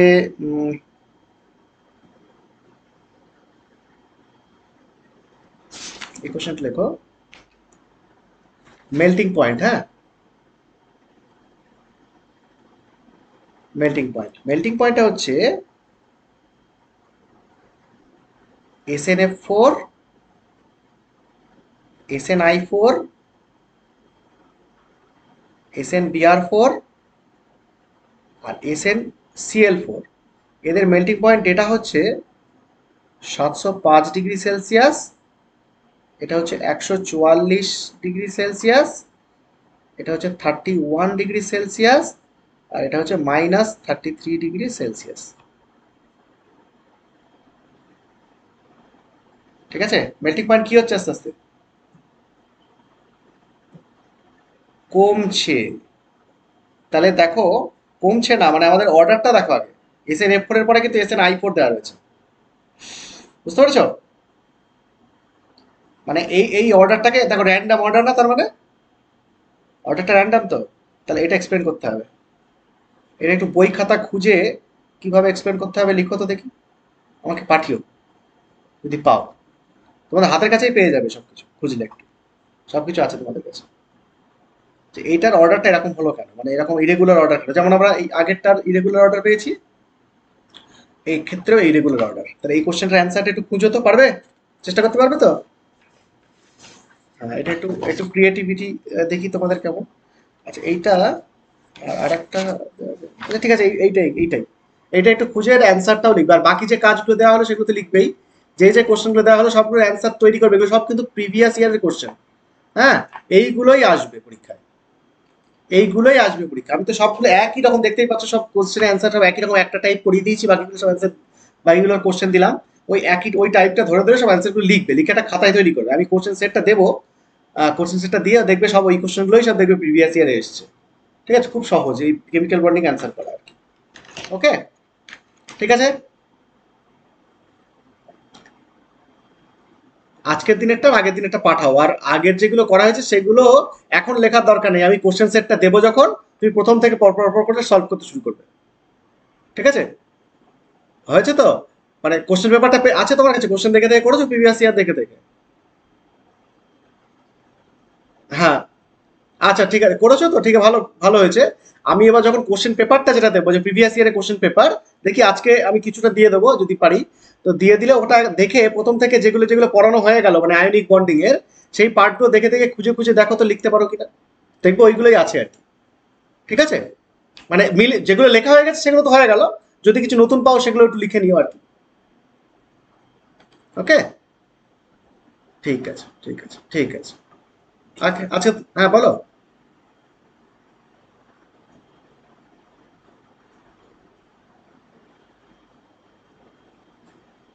বর্ণ এবার সাইকেল থেকেই পাঠিও। হ্যাঁ হ্যাঁ, ঠিক আছে, ওকে। ঠিক আছে, তাহলে আজকে এ পর্যন্তই থাকবে। Thank you.